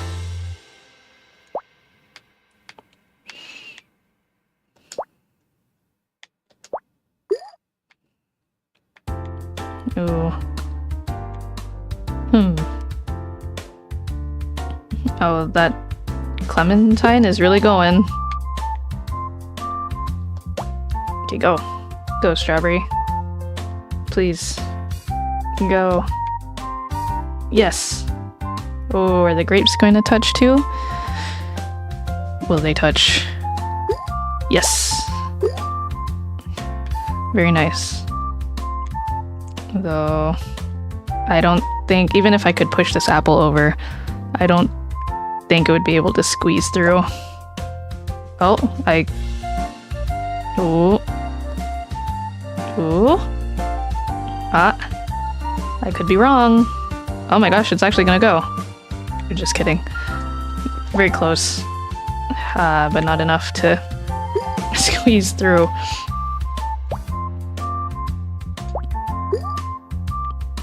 Ooh.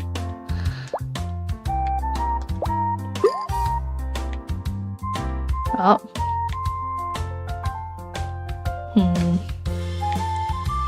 Oh boy.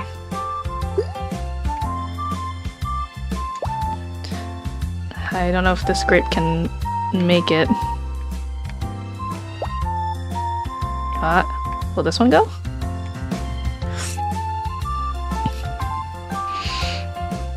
Can the fruit squeeze?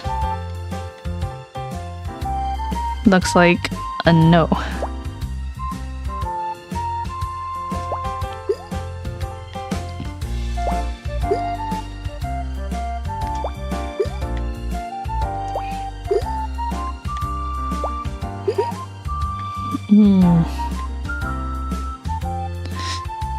Yeah, speaking of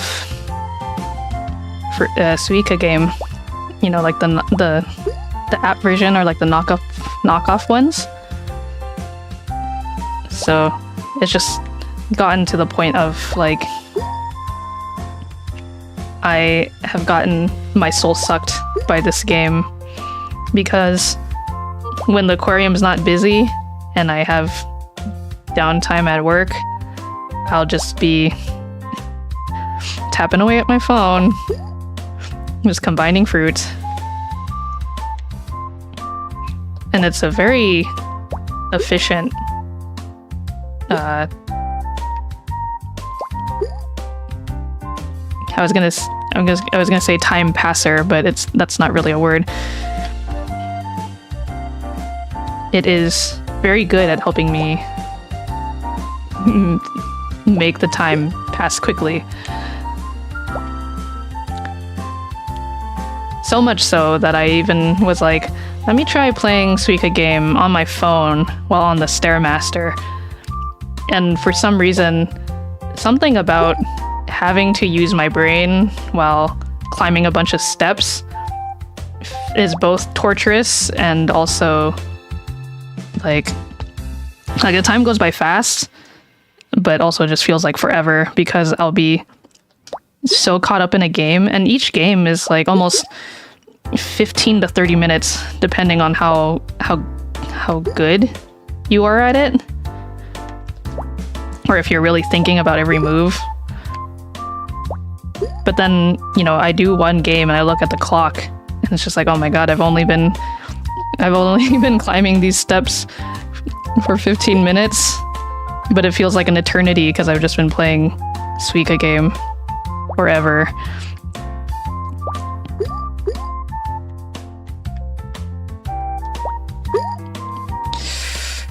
Ooh.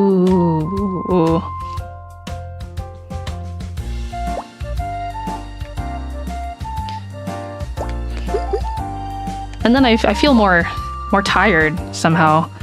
Maybe just because I'm not just using my body, but also my brain, putting everything to work. Because typically when I'm on the Stairmaster, I use that time to just turn off my brain and consume media, or just think of other things besides whatever I'm doing. But somehow I become more aware of the fact that I'm climbing stairs while using my brain.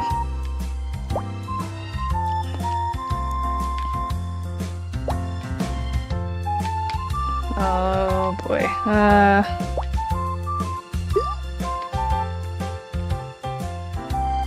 This is not looking too good for Calico Pascal.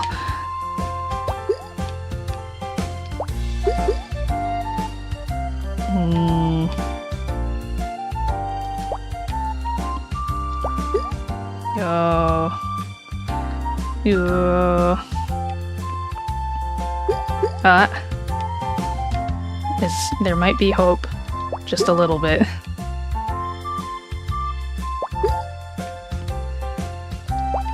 Oh no. I don't think this is gonna make it. It's too big. Just kidding. Oh. I'm surprised this orange being up here doesn't count as out of the box. It's pretty up there.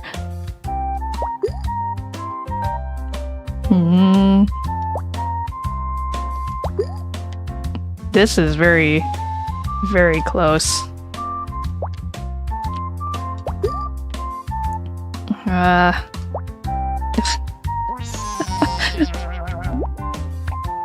And we go again.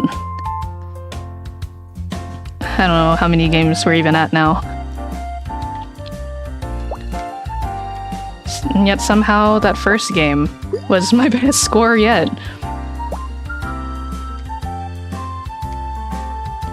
How is that possible?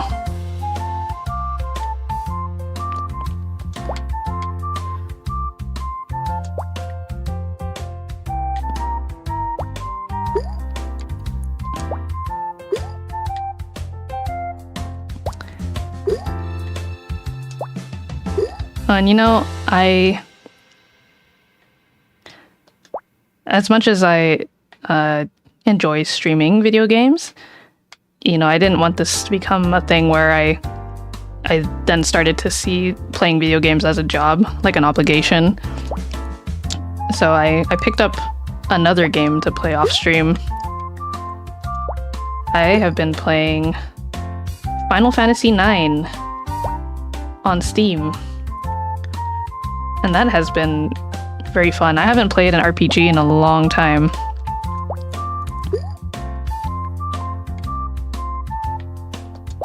So it's been nice to get back into playing something like long form.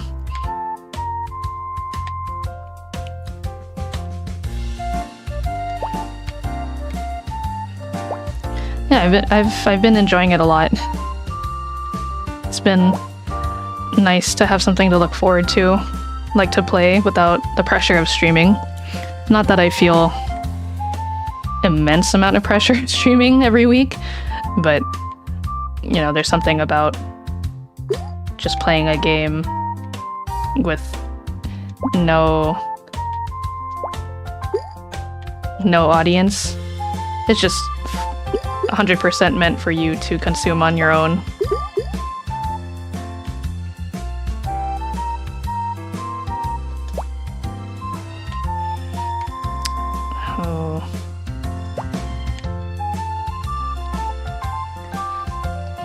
And technically before this stream today, Suika game was like my off-stream game. Hey Kevin, welcome! We have yet to get a watermelon so far. I really want to get to 3K by the end of this stream. But so far my highest score was... what do we at? My highest score overall is like 2,654. Which I did have one watermelon at that time, but that was not caught on stream. And I think right now, my highest is 1964. So we'll see how it goes.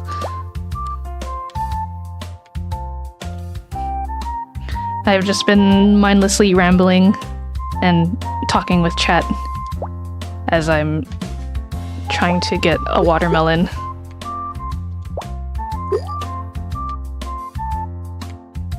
But you know, I believe in my gamer skills. I think we can get at least 3,000 tonight. That would be nice. Oh no.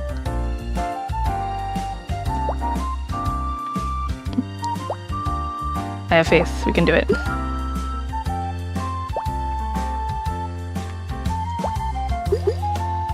The fruit should sense that I am an ally. And that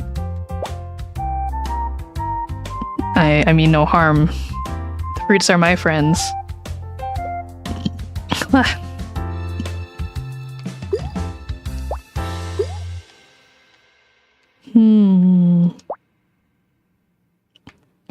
Go. Push that peach over. Combine. Nice.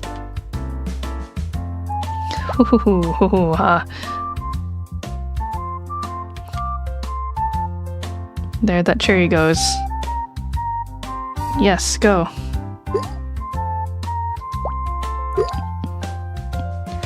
Hoo hee hee.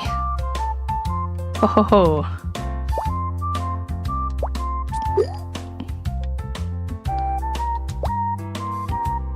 Things are going pretty smoothly.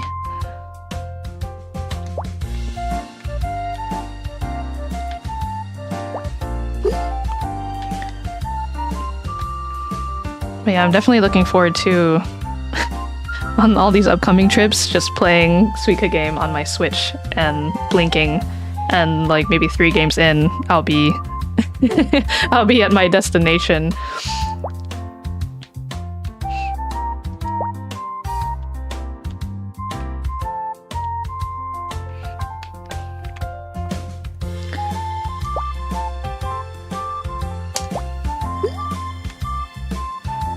I'm the type of person who actually enjoy plane rides.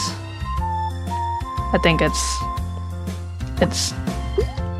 not exactly fun, but you know, being on the plane, I have that excitement of like, wow, I'm finally on the trip and I'm going somewhere.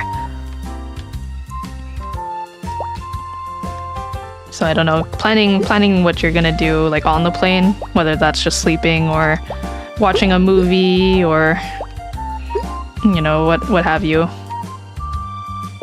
That's fun for me.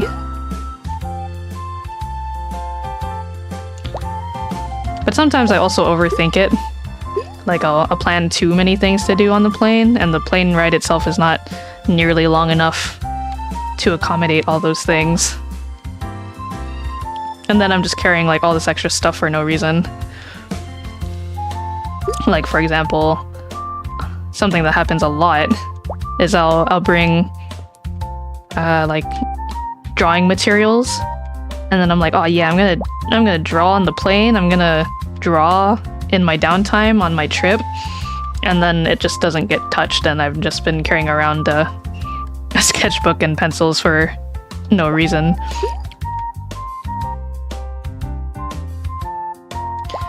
And then I find that it's always the moments when I don't bring those things that I want to draw suddenly.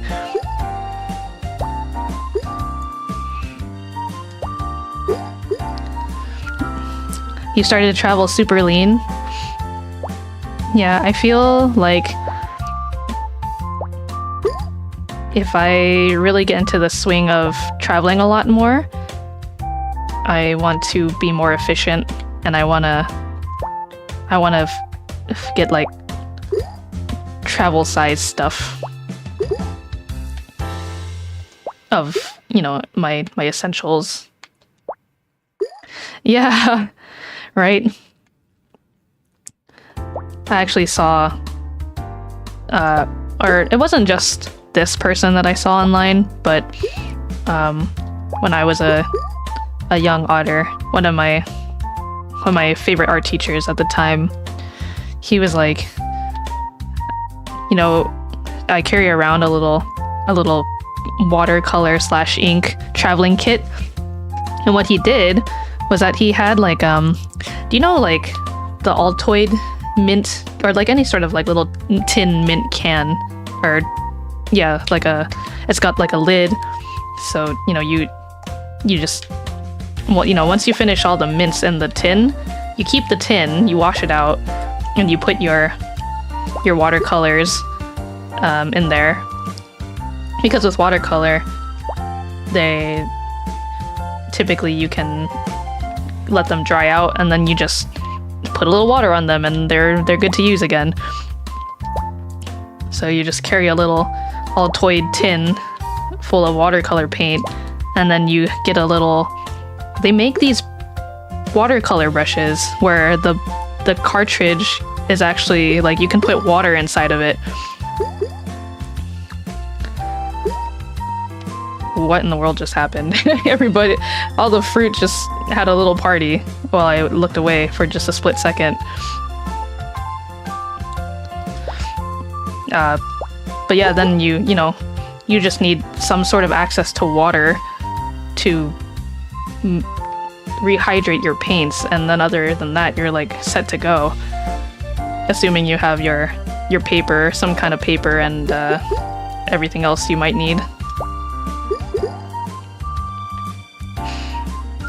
Yeah, I've always thought they were really neat too.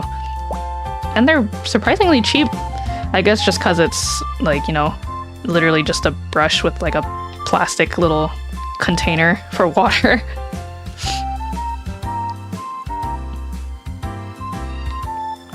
But you know, I don't watercolor enough on the go to necessitate needing to make a little watercolor kit for myself.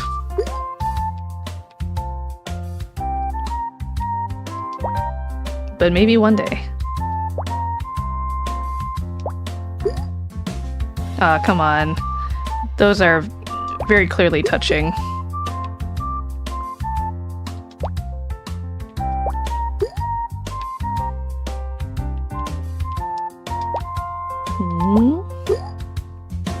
Yes. Very nice. Oh.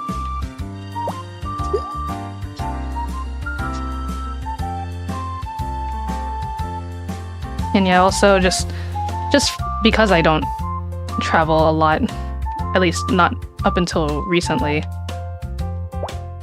I haven't spent the money to get more travel efficient things.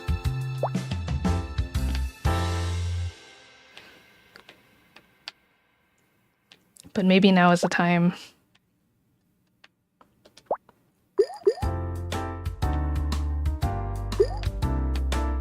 I will become Mr. Worldwide.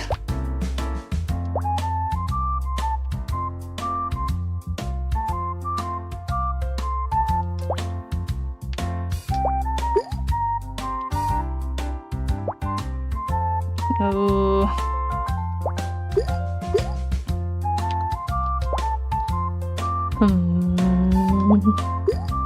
Ah. Oh, this is just creating a new pile.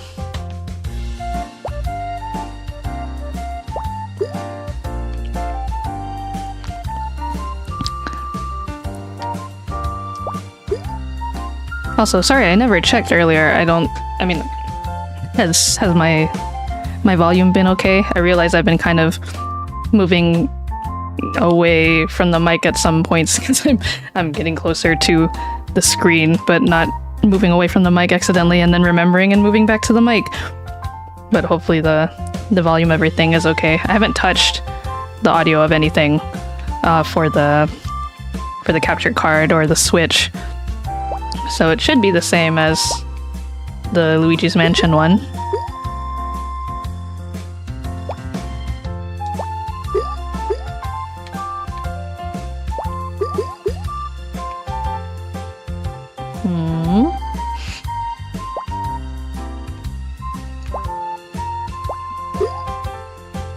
Also, speaking of Luigi's Mansion, we are getting close to the end. And also, I went back and watched the last stream, and I had talked about, like, oh boy, Toad is here, so I can do my Toad impression that got nuked the last few times because I had a different, like, audio setup at the time. And so I was like, oh, it's gonna sound so good. But then I rewatched the video, and again, my Toad voice is just so loud it peaked the microphone still. So no one got to hear my impeccable Toad voice. But I promise I will eventually do a little recording, as I'll have Toad come speak to all of you.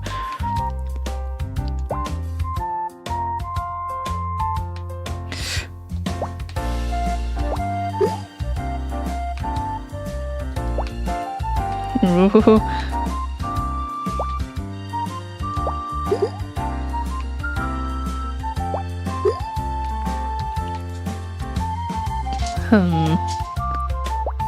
Oh, there we go.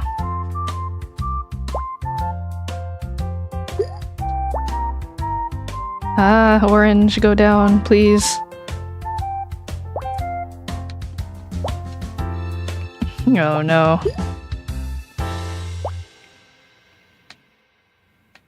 Oh no. Hey, what? No. Where are you going?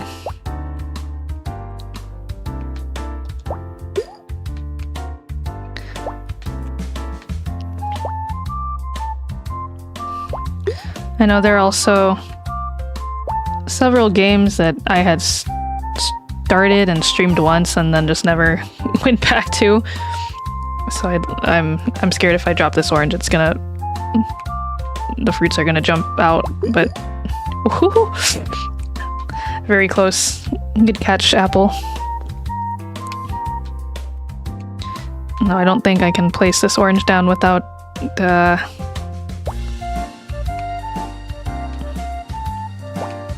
This is... Yo. Yo, no, it's over. Oh my goodness. Yo.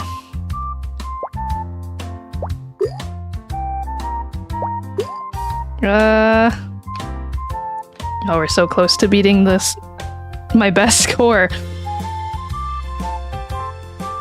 Oh, I don't know. I don't know. Ooh. Ooh.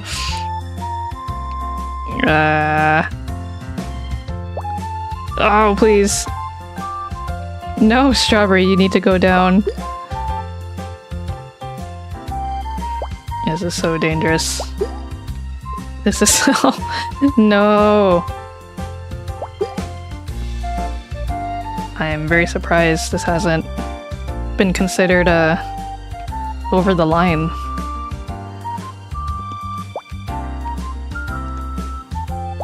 No! Oh, best score for today. We finally hit 2,000. We're getting closer to 3,000. And we still have 1 hour to spare.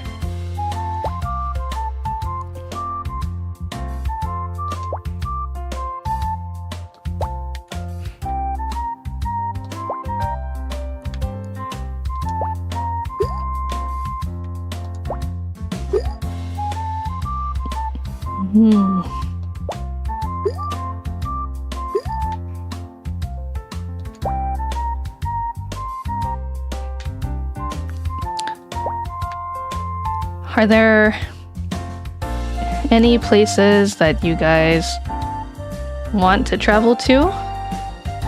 Whether that's soon or, you know, just dream trip.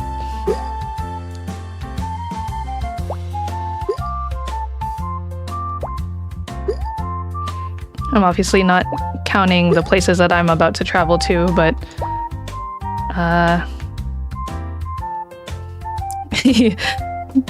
Japan, that's a good one.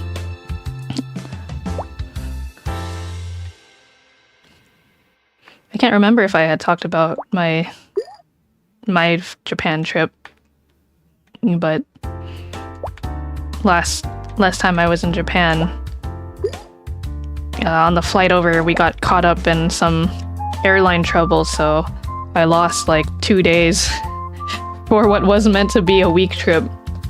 So I was only in Japan for like 5 days, and it went by so fast. I felt like I barely got to see anything. So yeah, obviously Japan is up there in terms of one of the places I'd like to go back to and visit. Hopefully for much longer.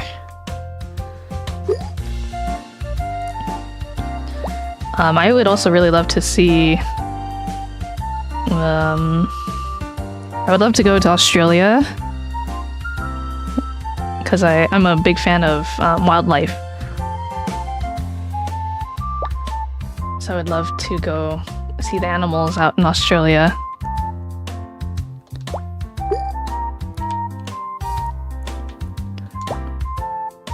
Also, I would love to go to Italy and also see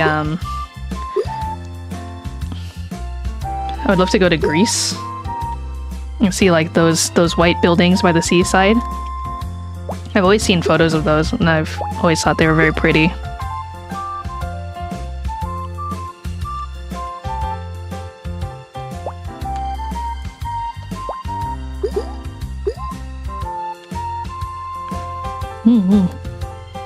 I've seen a lot of so in Animal Crossing, you know, people will decorate their little towns like based off of certain themes. I always really love those ones that are all just like white and blue to kind of emulate that look of like houses by the sea.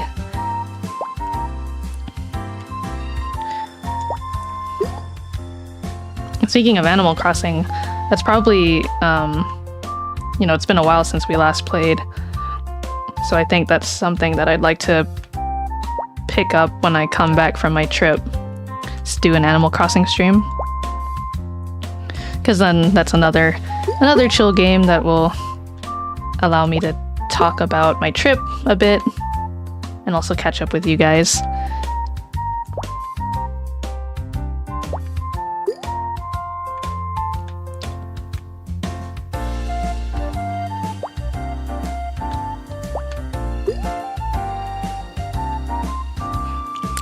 You might go to Wisconsin just to see some online friends. That's always exciting. Have you ever been to Wisconsin before, June?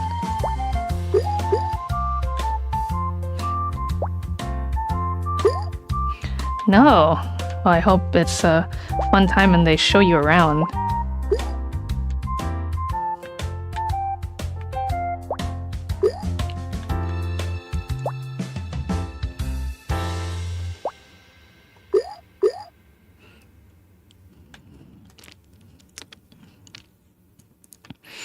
The place that I'm going to,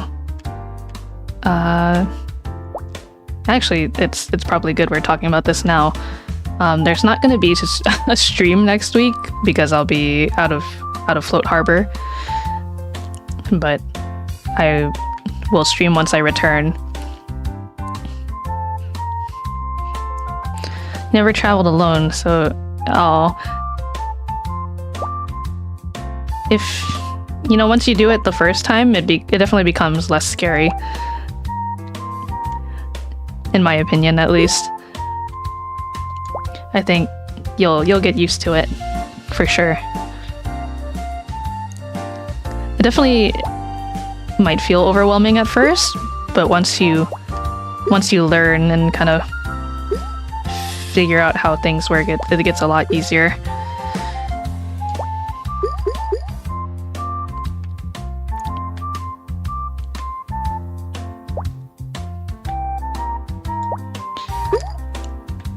Yeah, the place I'm going to next week, it'll be my first time there as well.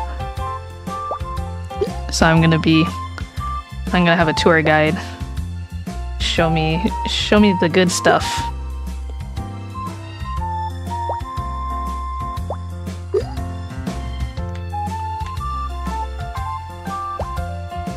What? Thank you, June.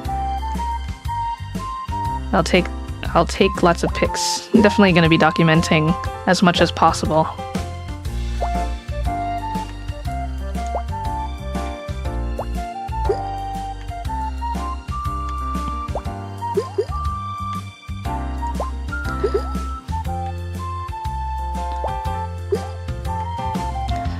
And there was something else I was going to say about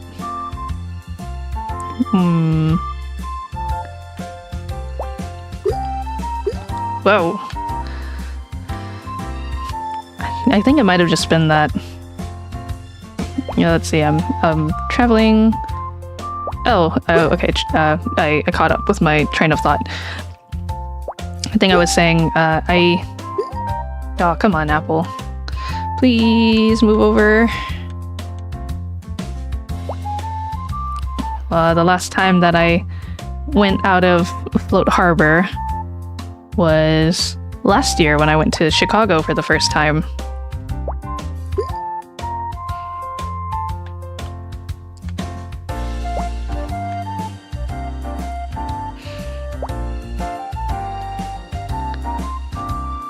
So I think I kind of want my next vlog for the place that I'm going to be kind of a similar vibe, just like very chill with you know, showing off the footage and photos of the things that I get up to while I'm there.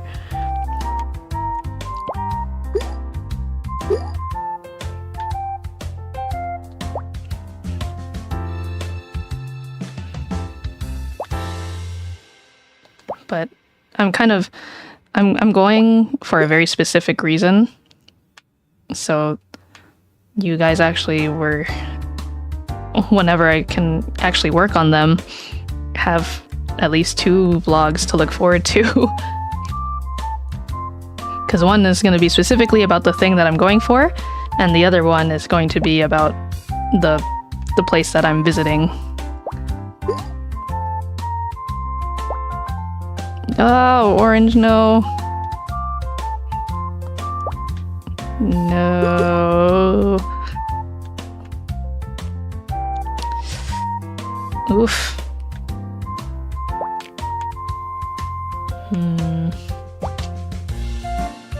Let's see if we can make this work.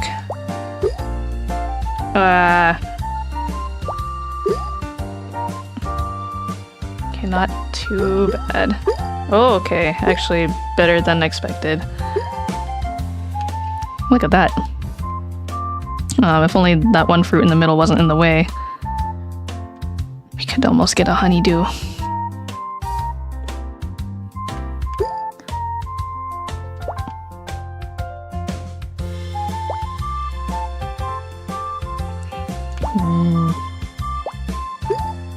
Wah.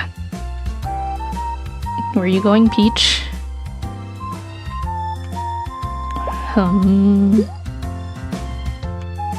This is okay.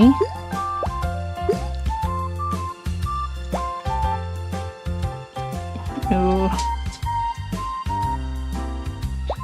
I don't know if Mike is picking it up, but the little creature is walking around. He's sniffing.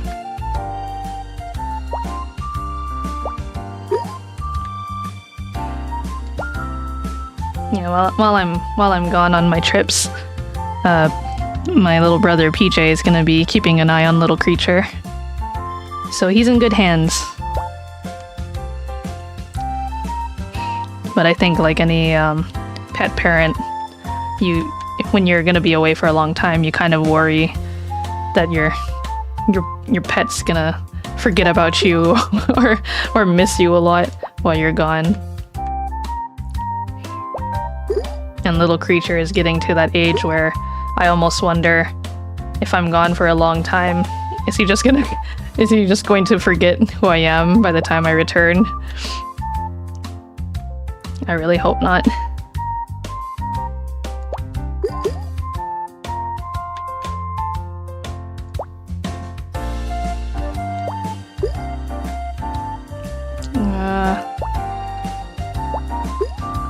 Ooh.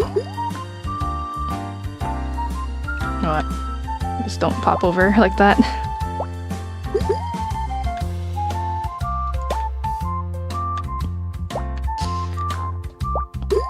Oh no!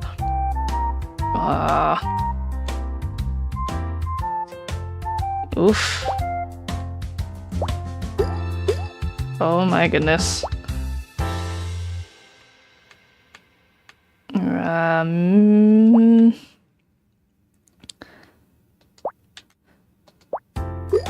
Come on, we can do this. I hope we can do this. Oof, please, please, please, please, please, please, please, please.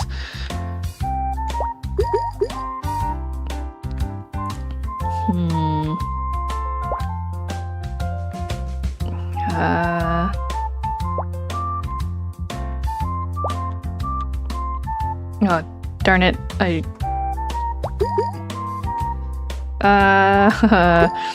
need this scrape out of the way.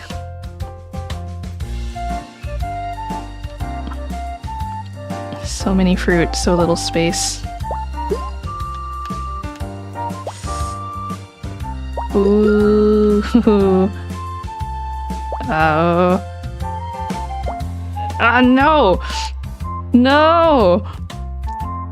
Oh my goodness. Okay, we're okay. We're okay. Go, combine. Oh, no. It's very... Oh my goodness, please don't pop out. Yes, go.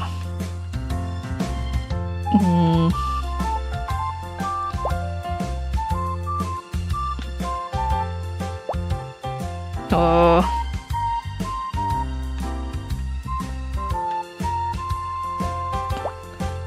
I'm scared the pineapple's just gonna pop over.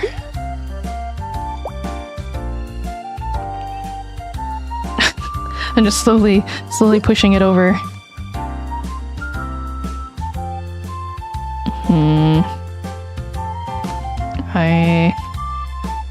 Where should we put this?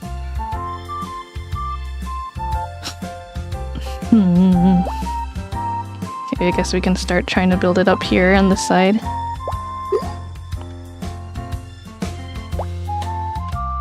Oh, I don't know if this is gonna fit. Ah, look at it go. Please push. How is that not over the line? It's not even trying to go through. Oh my goodness.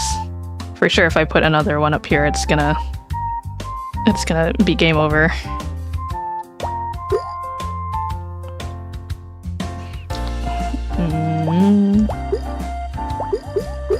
Oh, okay.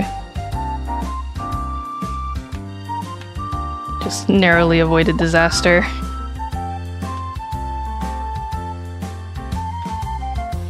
This is still very, I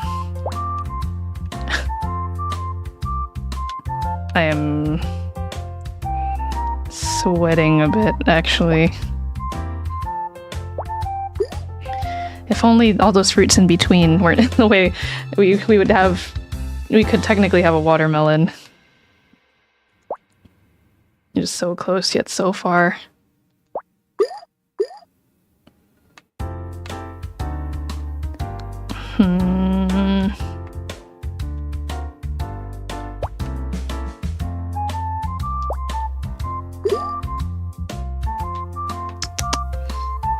No.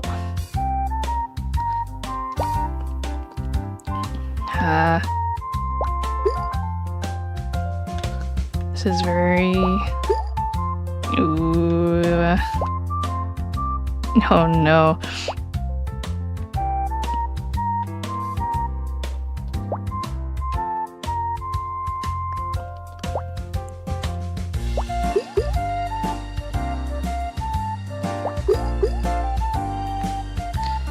This is very, very, very, very close. Oh no. Oh no.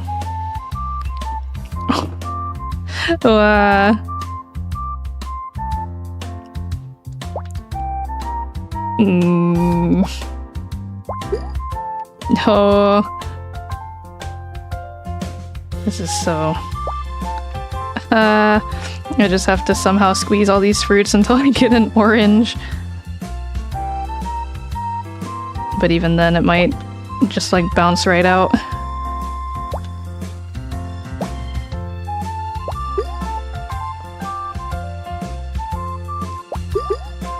Oh no, oh no. There's no way. It's over. At least we beat... We're climbing higher. Climbing higher to what my highest score previously was.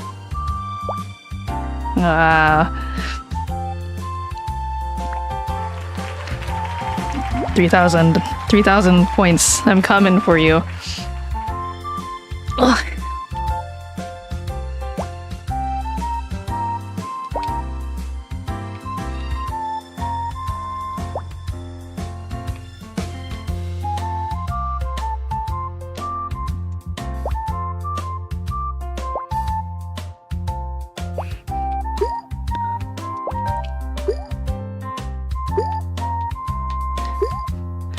kind of fun, like trying to figure out the Suika game meta. Like, you know, I've stayed away from watching people play Suika game for the sole purpose of like just wanting to learn how to play the game on my own.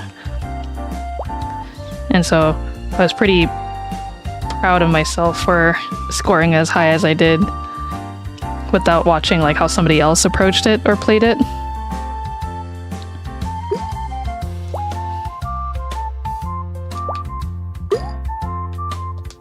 Oh.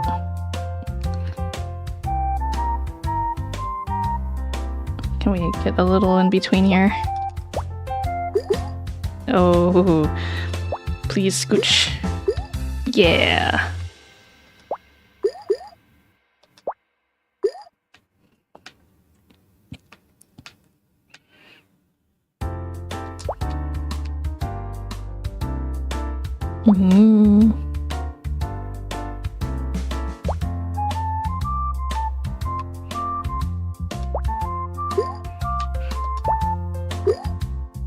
Yeah, as I was saying earlier, you know, when I was playing the other Suika game, like clones, their physics and their scoring is a bit different than this one.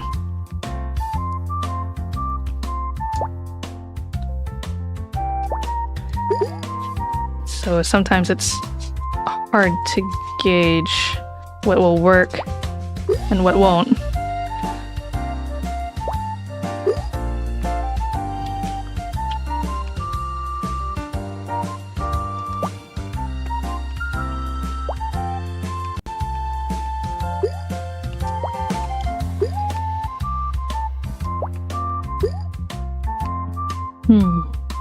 Well.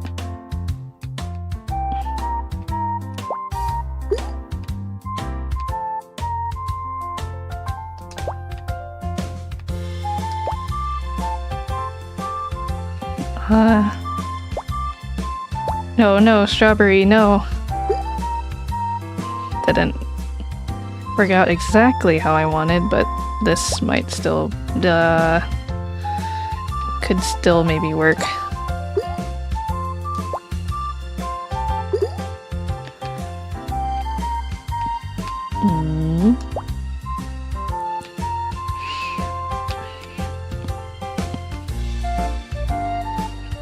Using engaging big brain mode.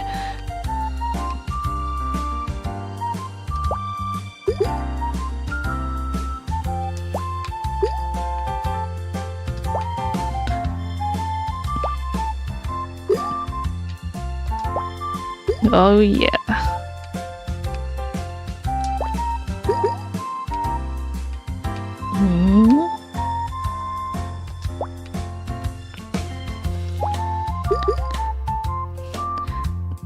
The one thing that I haven't really figured out, like the thing that looks cool, is when you figure out like the explosion and the bounce physics of the fruit.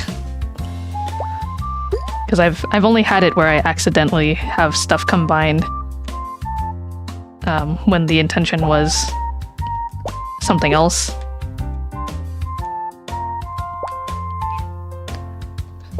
But I unfortunately can't be like, yeah, when I drop this fruit here, it's gonna make this fruit jump back and bounce back on this other fruit, and then they're gonna combine, and then that's gonna make another fruit.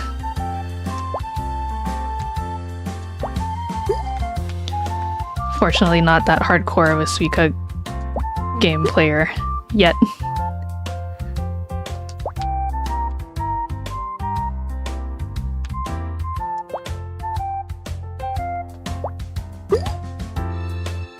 Maybe eventually.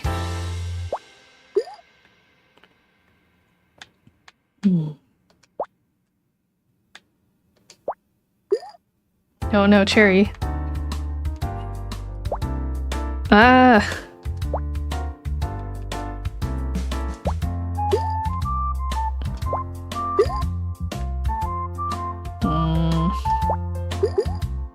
Oh no. Grape, no. Yes, it's fine, I suppose.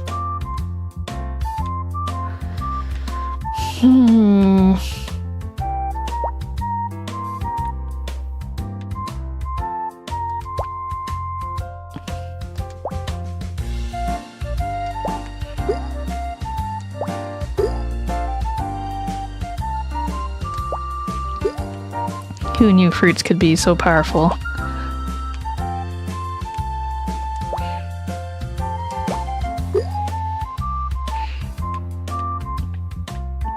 Okay, can we get to 3,000 in 30 minutes?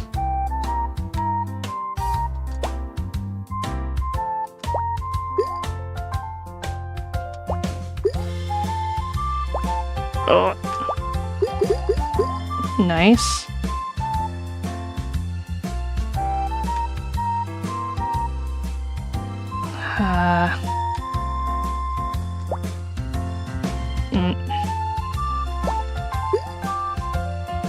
It's okay. We can make this work.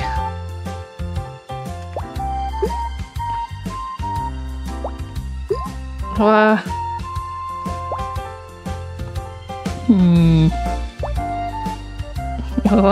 Oh, okay.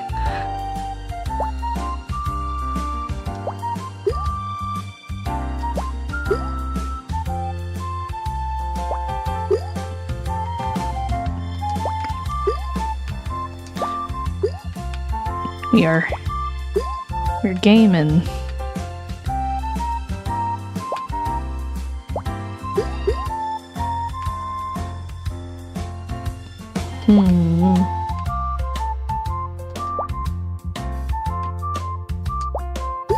Oh, no.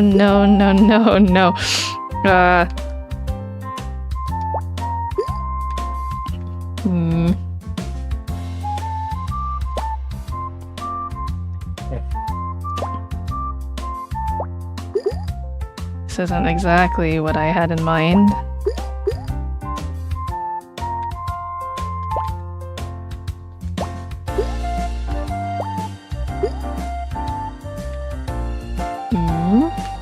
Maybe... no. Let's... oh! Okay, I'm gonna need you to pop over somehow. No!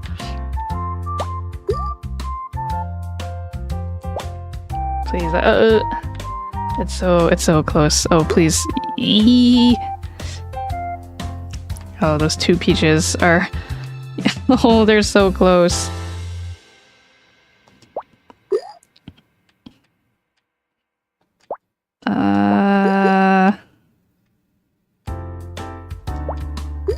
Oh.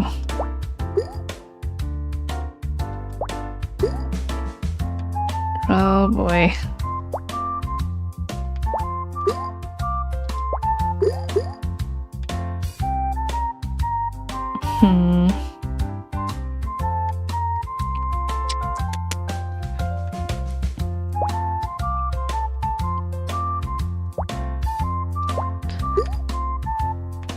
Getting into dangerous territory again.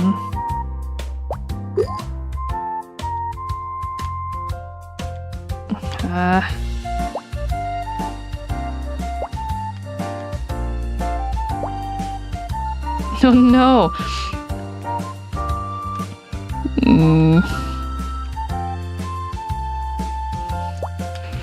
I feel like we've already reached the end.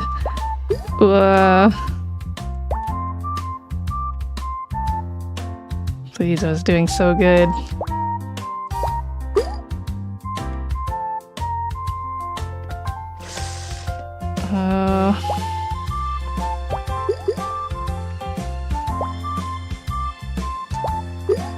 Yeah? Okay, let's see.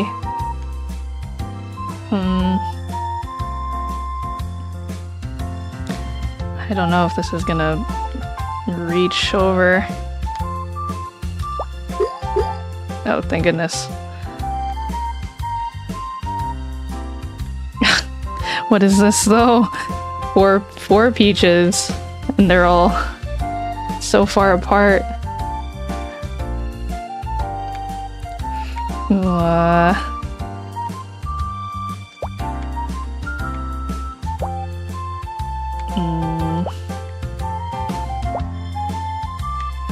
Oh shoot, I should have. Oh well.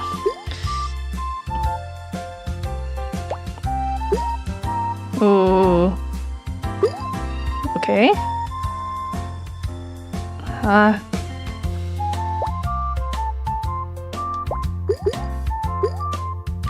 Oh boy.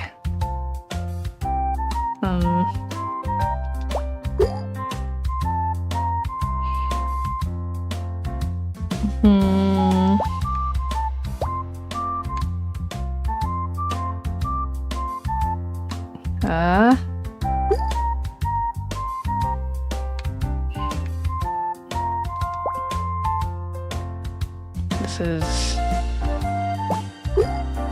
Oh. Oh.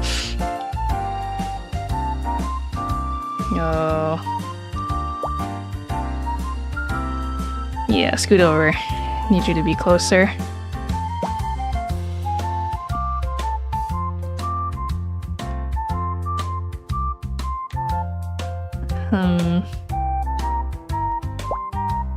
Well, I was hoping... I thought the orange was too big, that I wouldn't roll this apple over to the other one.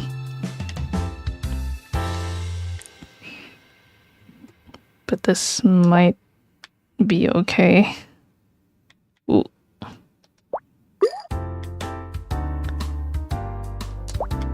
Please, I need another.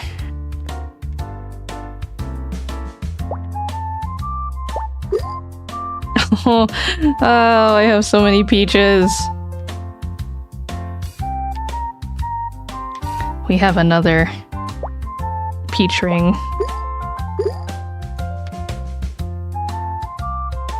There goes that cherry. Oh! Okay.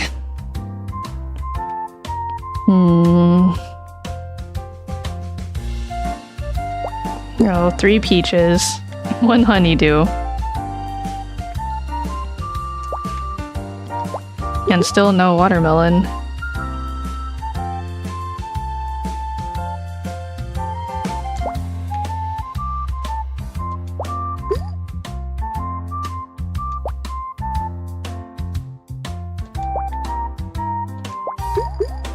Oh. Apple, you're supposed to roll over.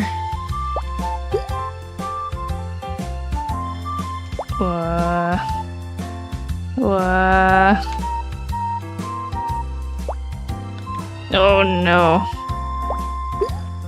Oh no.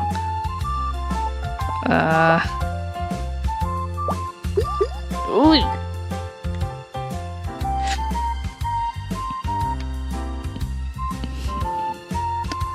I am holding my breath.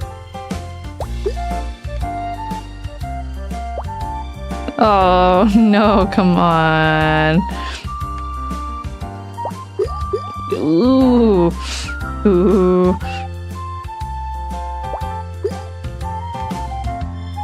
This is so dangerous.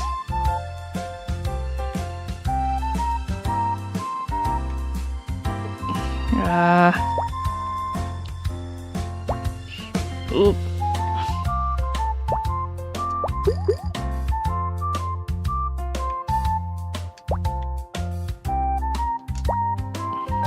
Oh my goodness. Oh no! Cherry, no. Oh. Cherry, you're gonna... I'm scared you're gonna get in the way.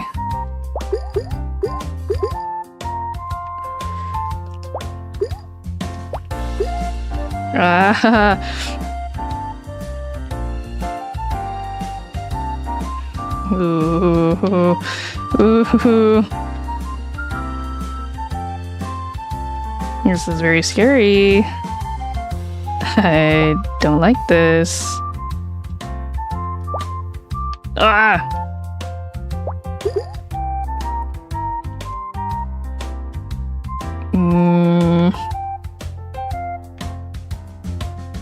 Oh man. Oh, come on.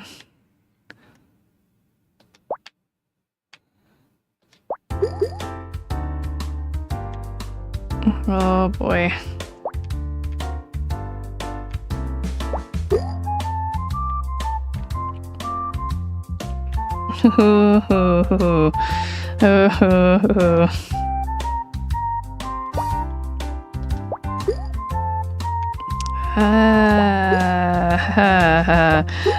Ooh.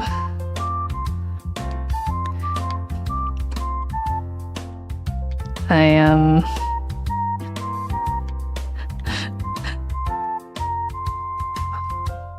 really have to think on this one. Yeah.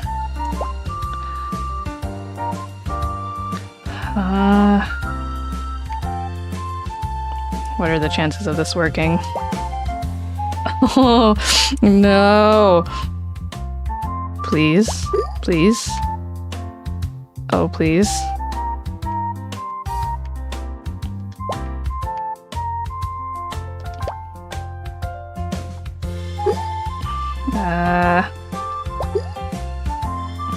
Oh, yes, go. Oh no, oh no. Yes. No! Man, I think maybe if I had just scooted it over just a little bit, I could have maybe had them combine. Oh, but again, just a little more. We're gonna get there.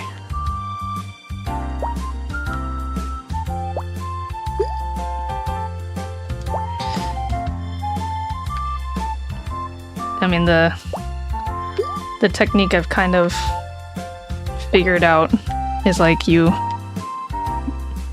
at the beginning stages, you kind of want to shoot. You kind of want to organize them in a way where, you know that they're gonna combine together.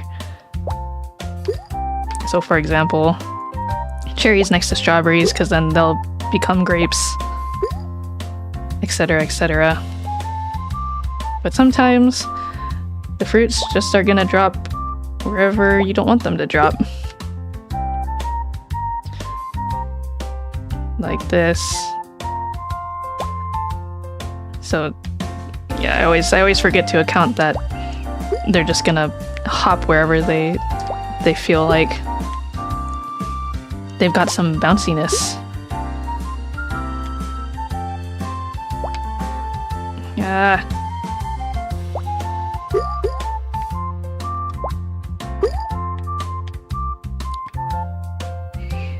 No, I think out of all of these fruits, I think my favorite one is the honeydew. It has a cute face. They're all very cute, but I like the honeydew.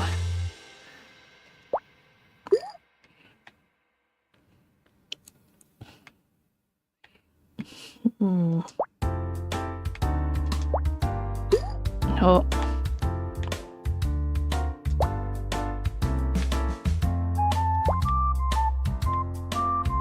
And then I also try to aim in the crevices of fruit to pile them up if I don't want them to bounce, which isn't always guaranteed to work, but sometimes you get lucky.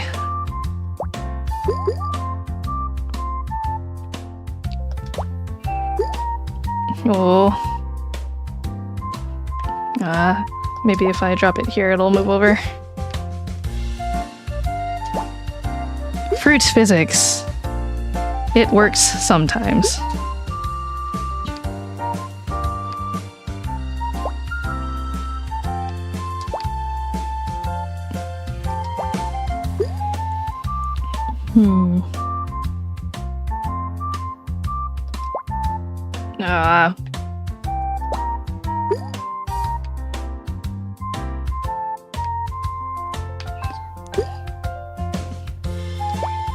Pop over here. Whoa.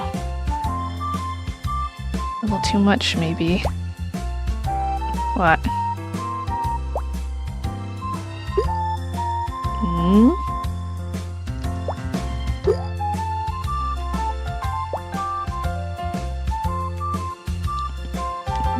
Go, little whatever you are.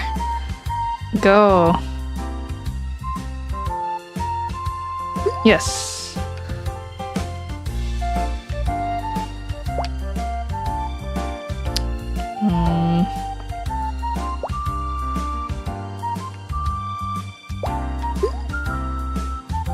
Oh, another orange.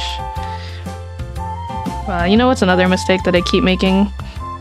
Sometimes I'll be so caught up in thinking about my next move that I don't pay attention to the fruit that I'm currently holding, and then I end up dropping it into the place where I was trying to plan for a different fruit to go. Oh, come on, you could have rolled over just a little bit.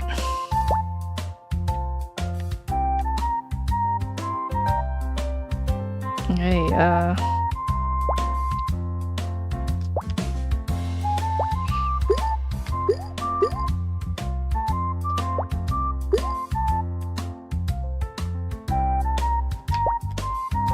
oh, I guess that's fine. I can make it work. Well, thanks for coming, Chozo. Hope you have a good rest, whether or not you're taking a nap or not.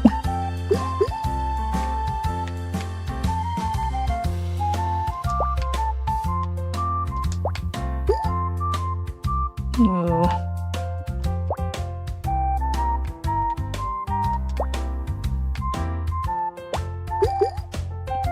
No.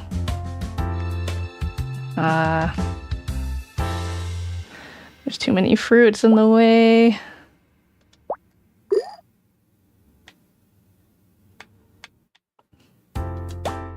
Oh.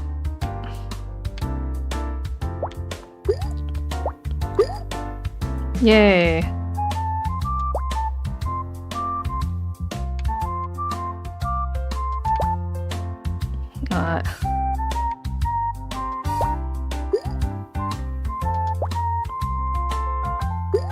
Ooh.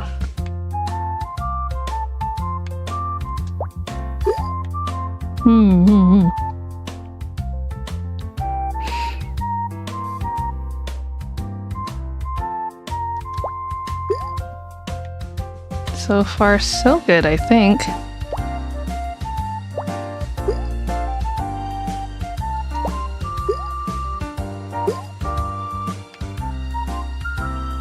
I should put it over here.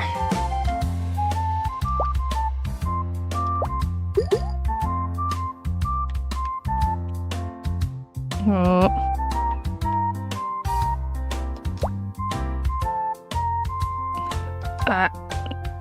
No, it was too late. I think sometimes if you're fast enough, you can also get things to combine. But it seems kind of difficult.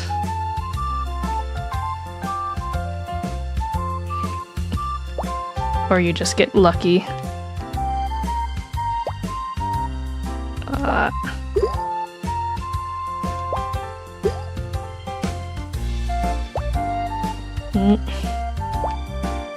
No, no.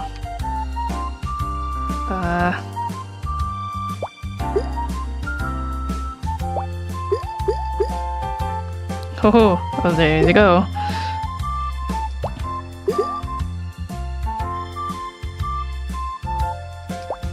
We almost have a honeydew.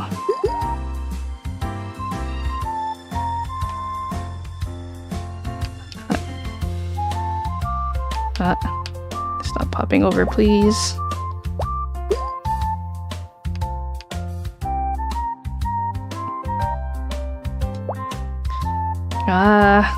I was hoping the strawberry would push over that orange.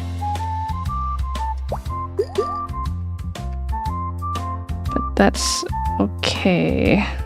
'Cause I am going to make it work.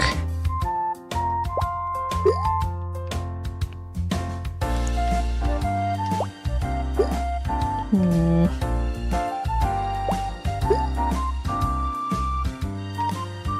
Oh,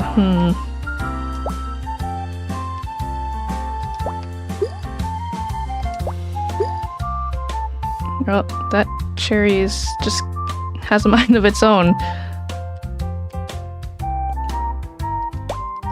Oh, that's not what I wanted, but that's okay, I think.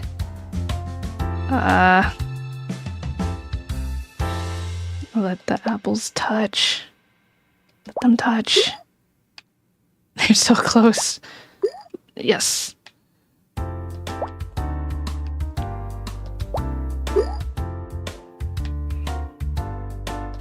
Doing pretty good.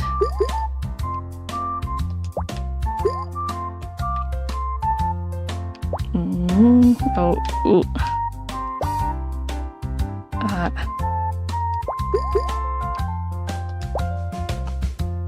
Oh, please, just let them touch. Let them touch. Yes.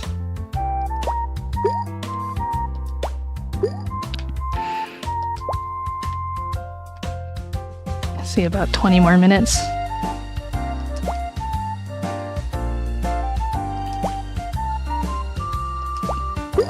Can we do it? Can we do it? I want to believe we can do it.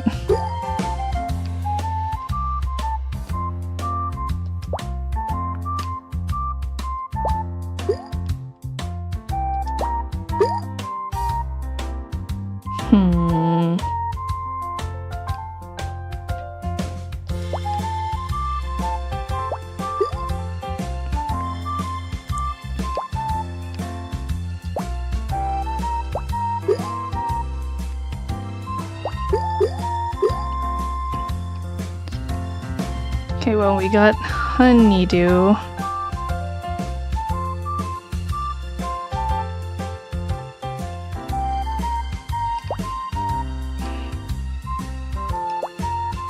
Oh. No. Well, it should be okay if I do this.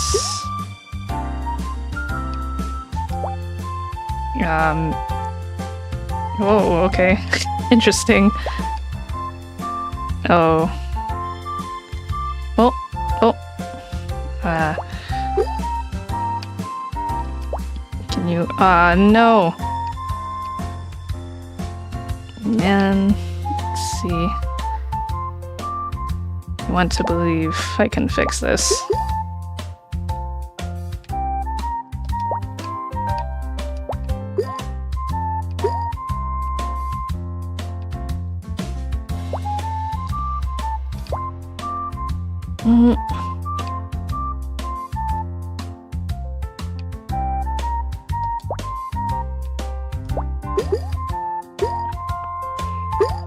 Let's go. I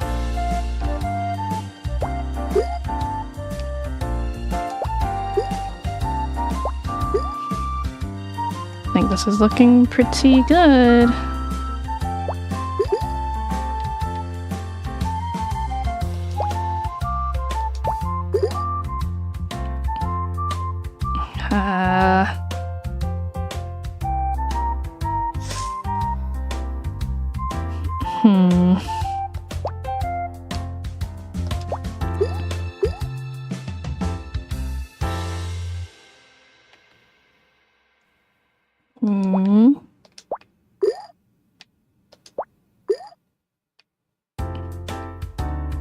Okay, strawberry, strawberry.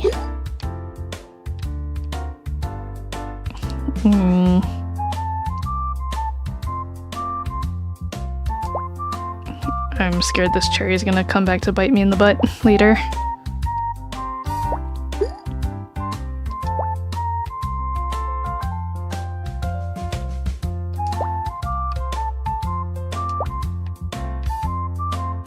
Oh.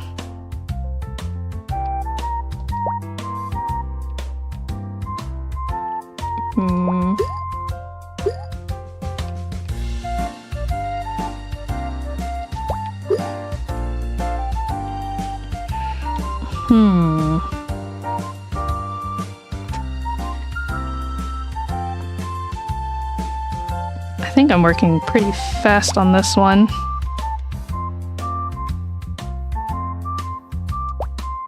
No, no. Strawberry, no.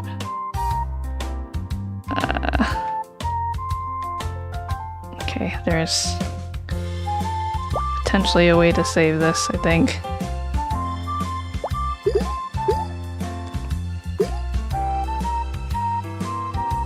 Oh.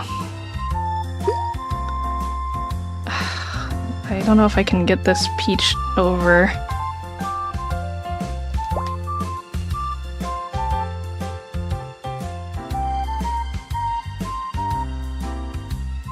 I might have to do this the long way.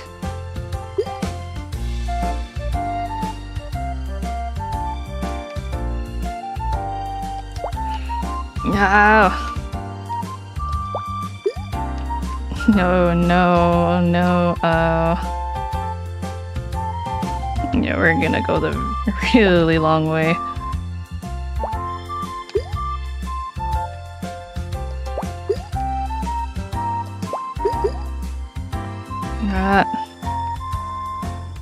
Oh.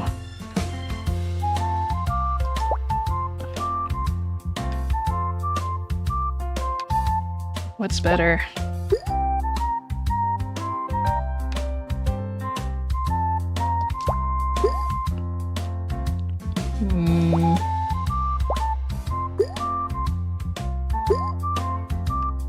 Oh no.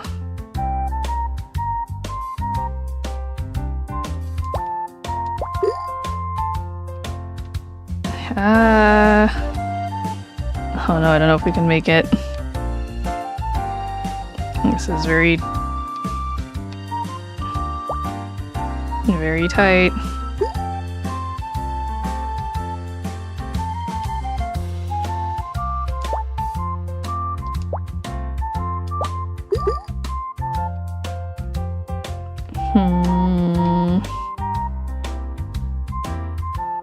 Oh man. Oh no.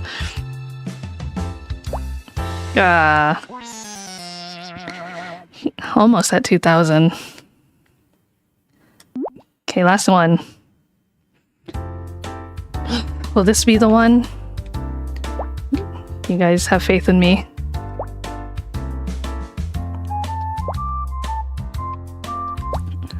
I thought I was doing that last one pretty well.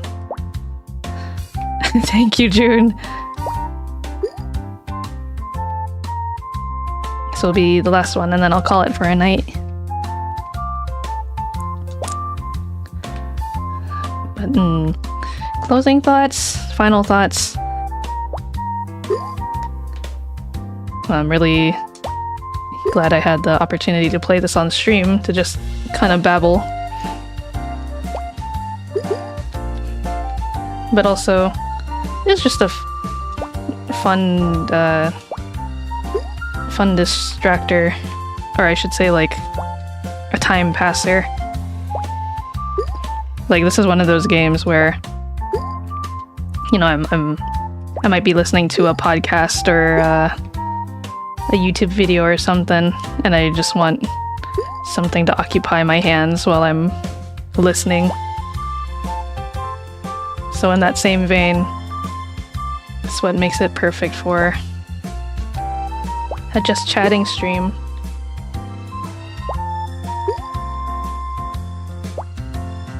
Oh. Come on, you can combine.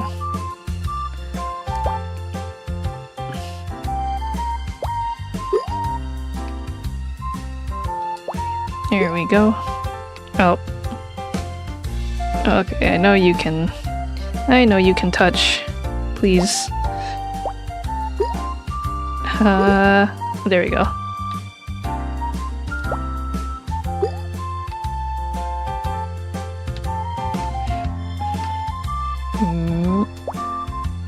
Aye.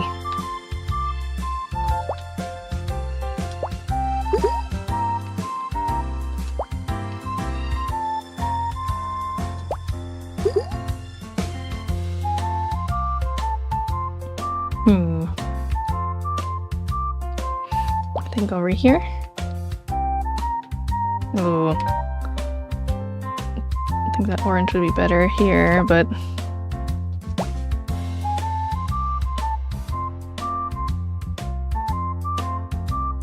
Can I land this? No.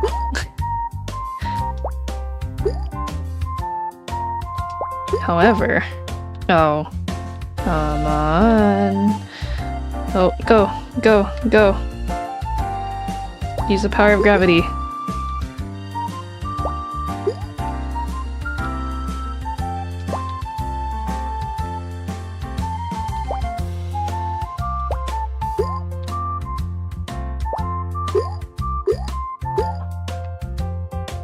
Very nice. One pineapple already.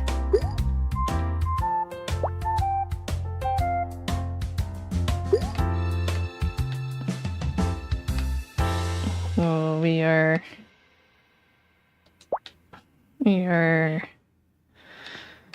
schmovin'.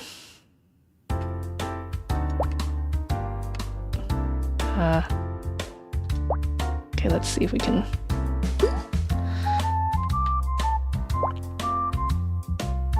Get in there, little strawberry.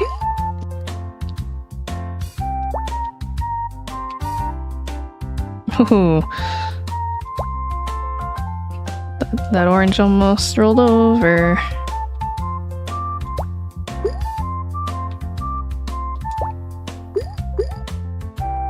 Oh.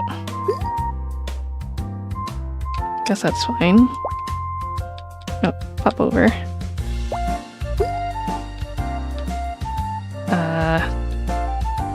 Put you up here.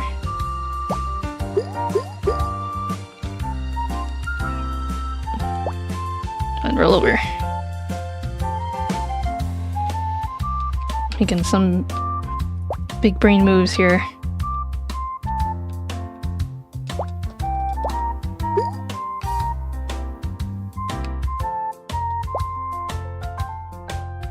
There it goes.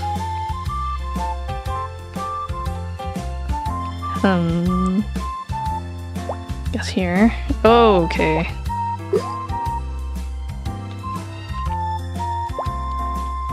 Oh, okay, that's alright, but I'm afraid. Oh, I had a feeling the strawberry was gonna get in the way, but maybe they'll touch once it goes down. Very nice.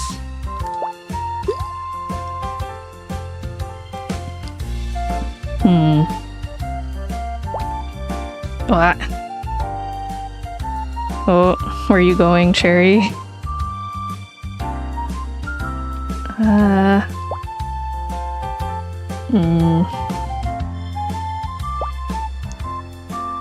Oh no. So I've been trying to stack fruit on this orange, but I should have realized it's not working after the last 3 fruits.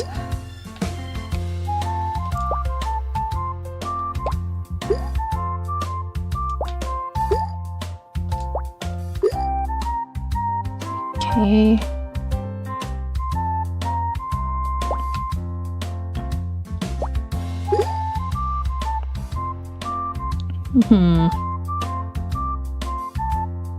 Don't know if I can get these to touch. It might be a little too far now.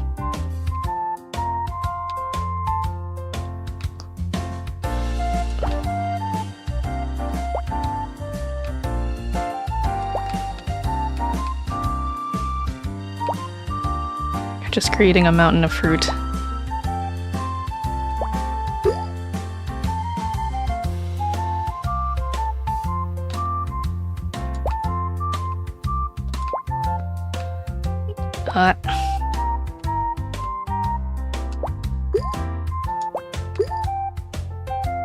Aw.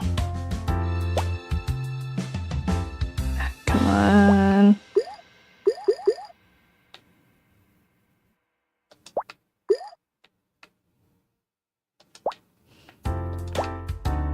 So many filler. Look at all those. Wah! Oh, there they go.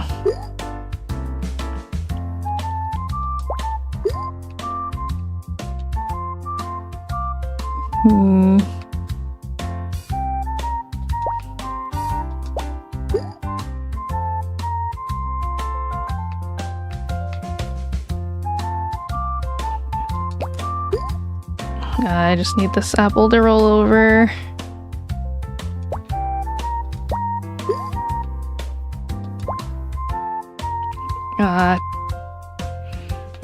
Cherry, no.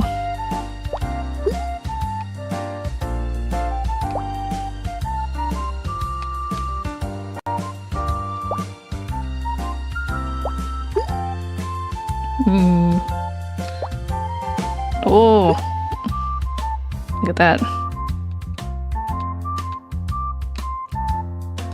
Unintentional, but that worked out kind of nicely. Oh,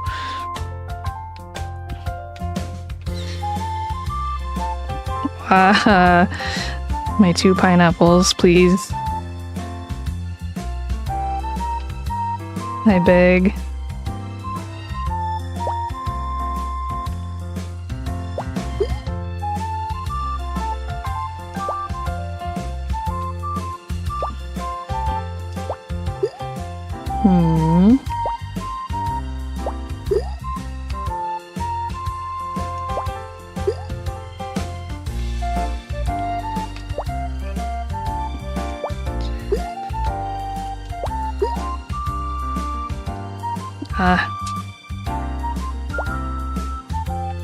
Oh, shoot. Oh my goodness. Okay, this is still salvageable.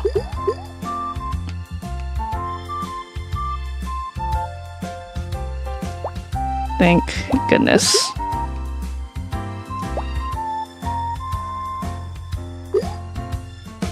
But it's still very nerve-wracking. I want this to be the run. Please.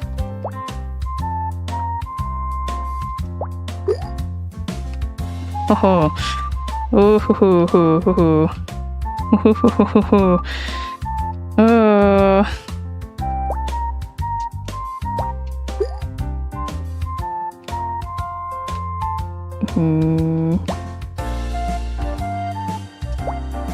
No. That's so...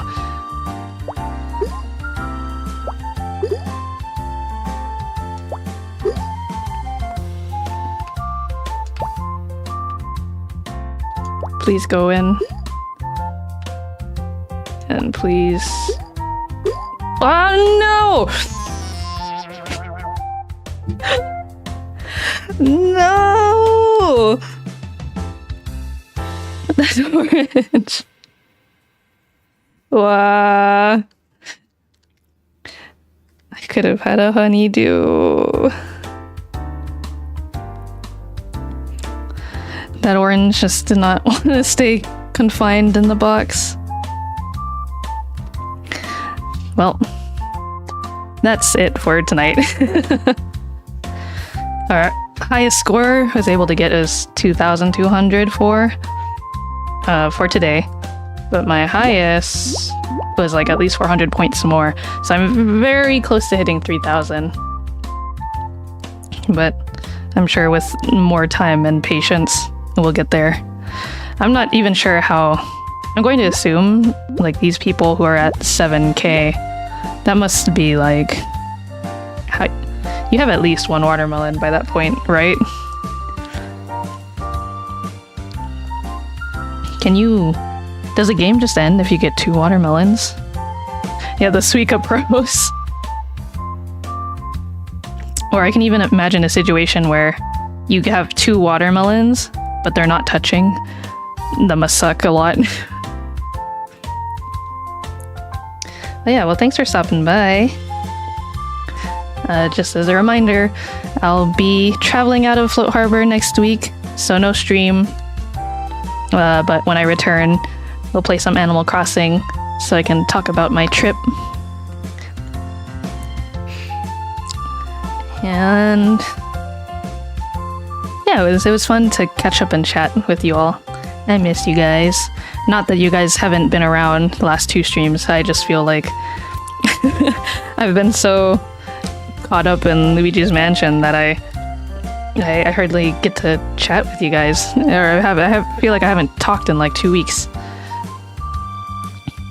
Yeah, thanks for coming. Good night, everybody. Good night. Have a good one. And I'll see you all in 2 weeks. But until then, bye-bye. I hope I am blessing you with the Suika vibes. I hope you all get Suikas. Get those watermelons. Do it for me. Get the watermelons for me.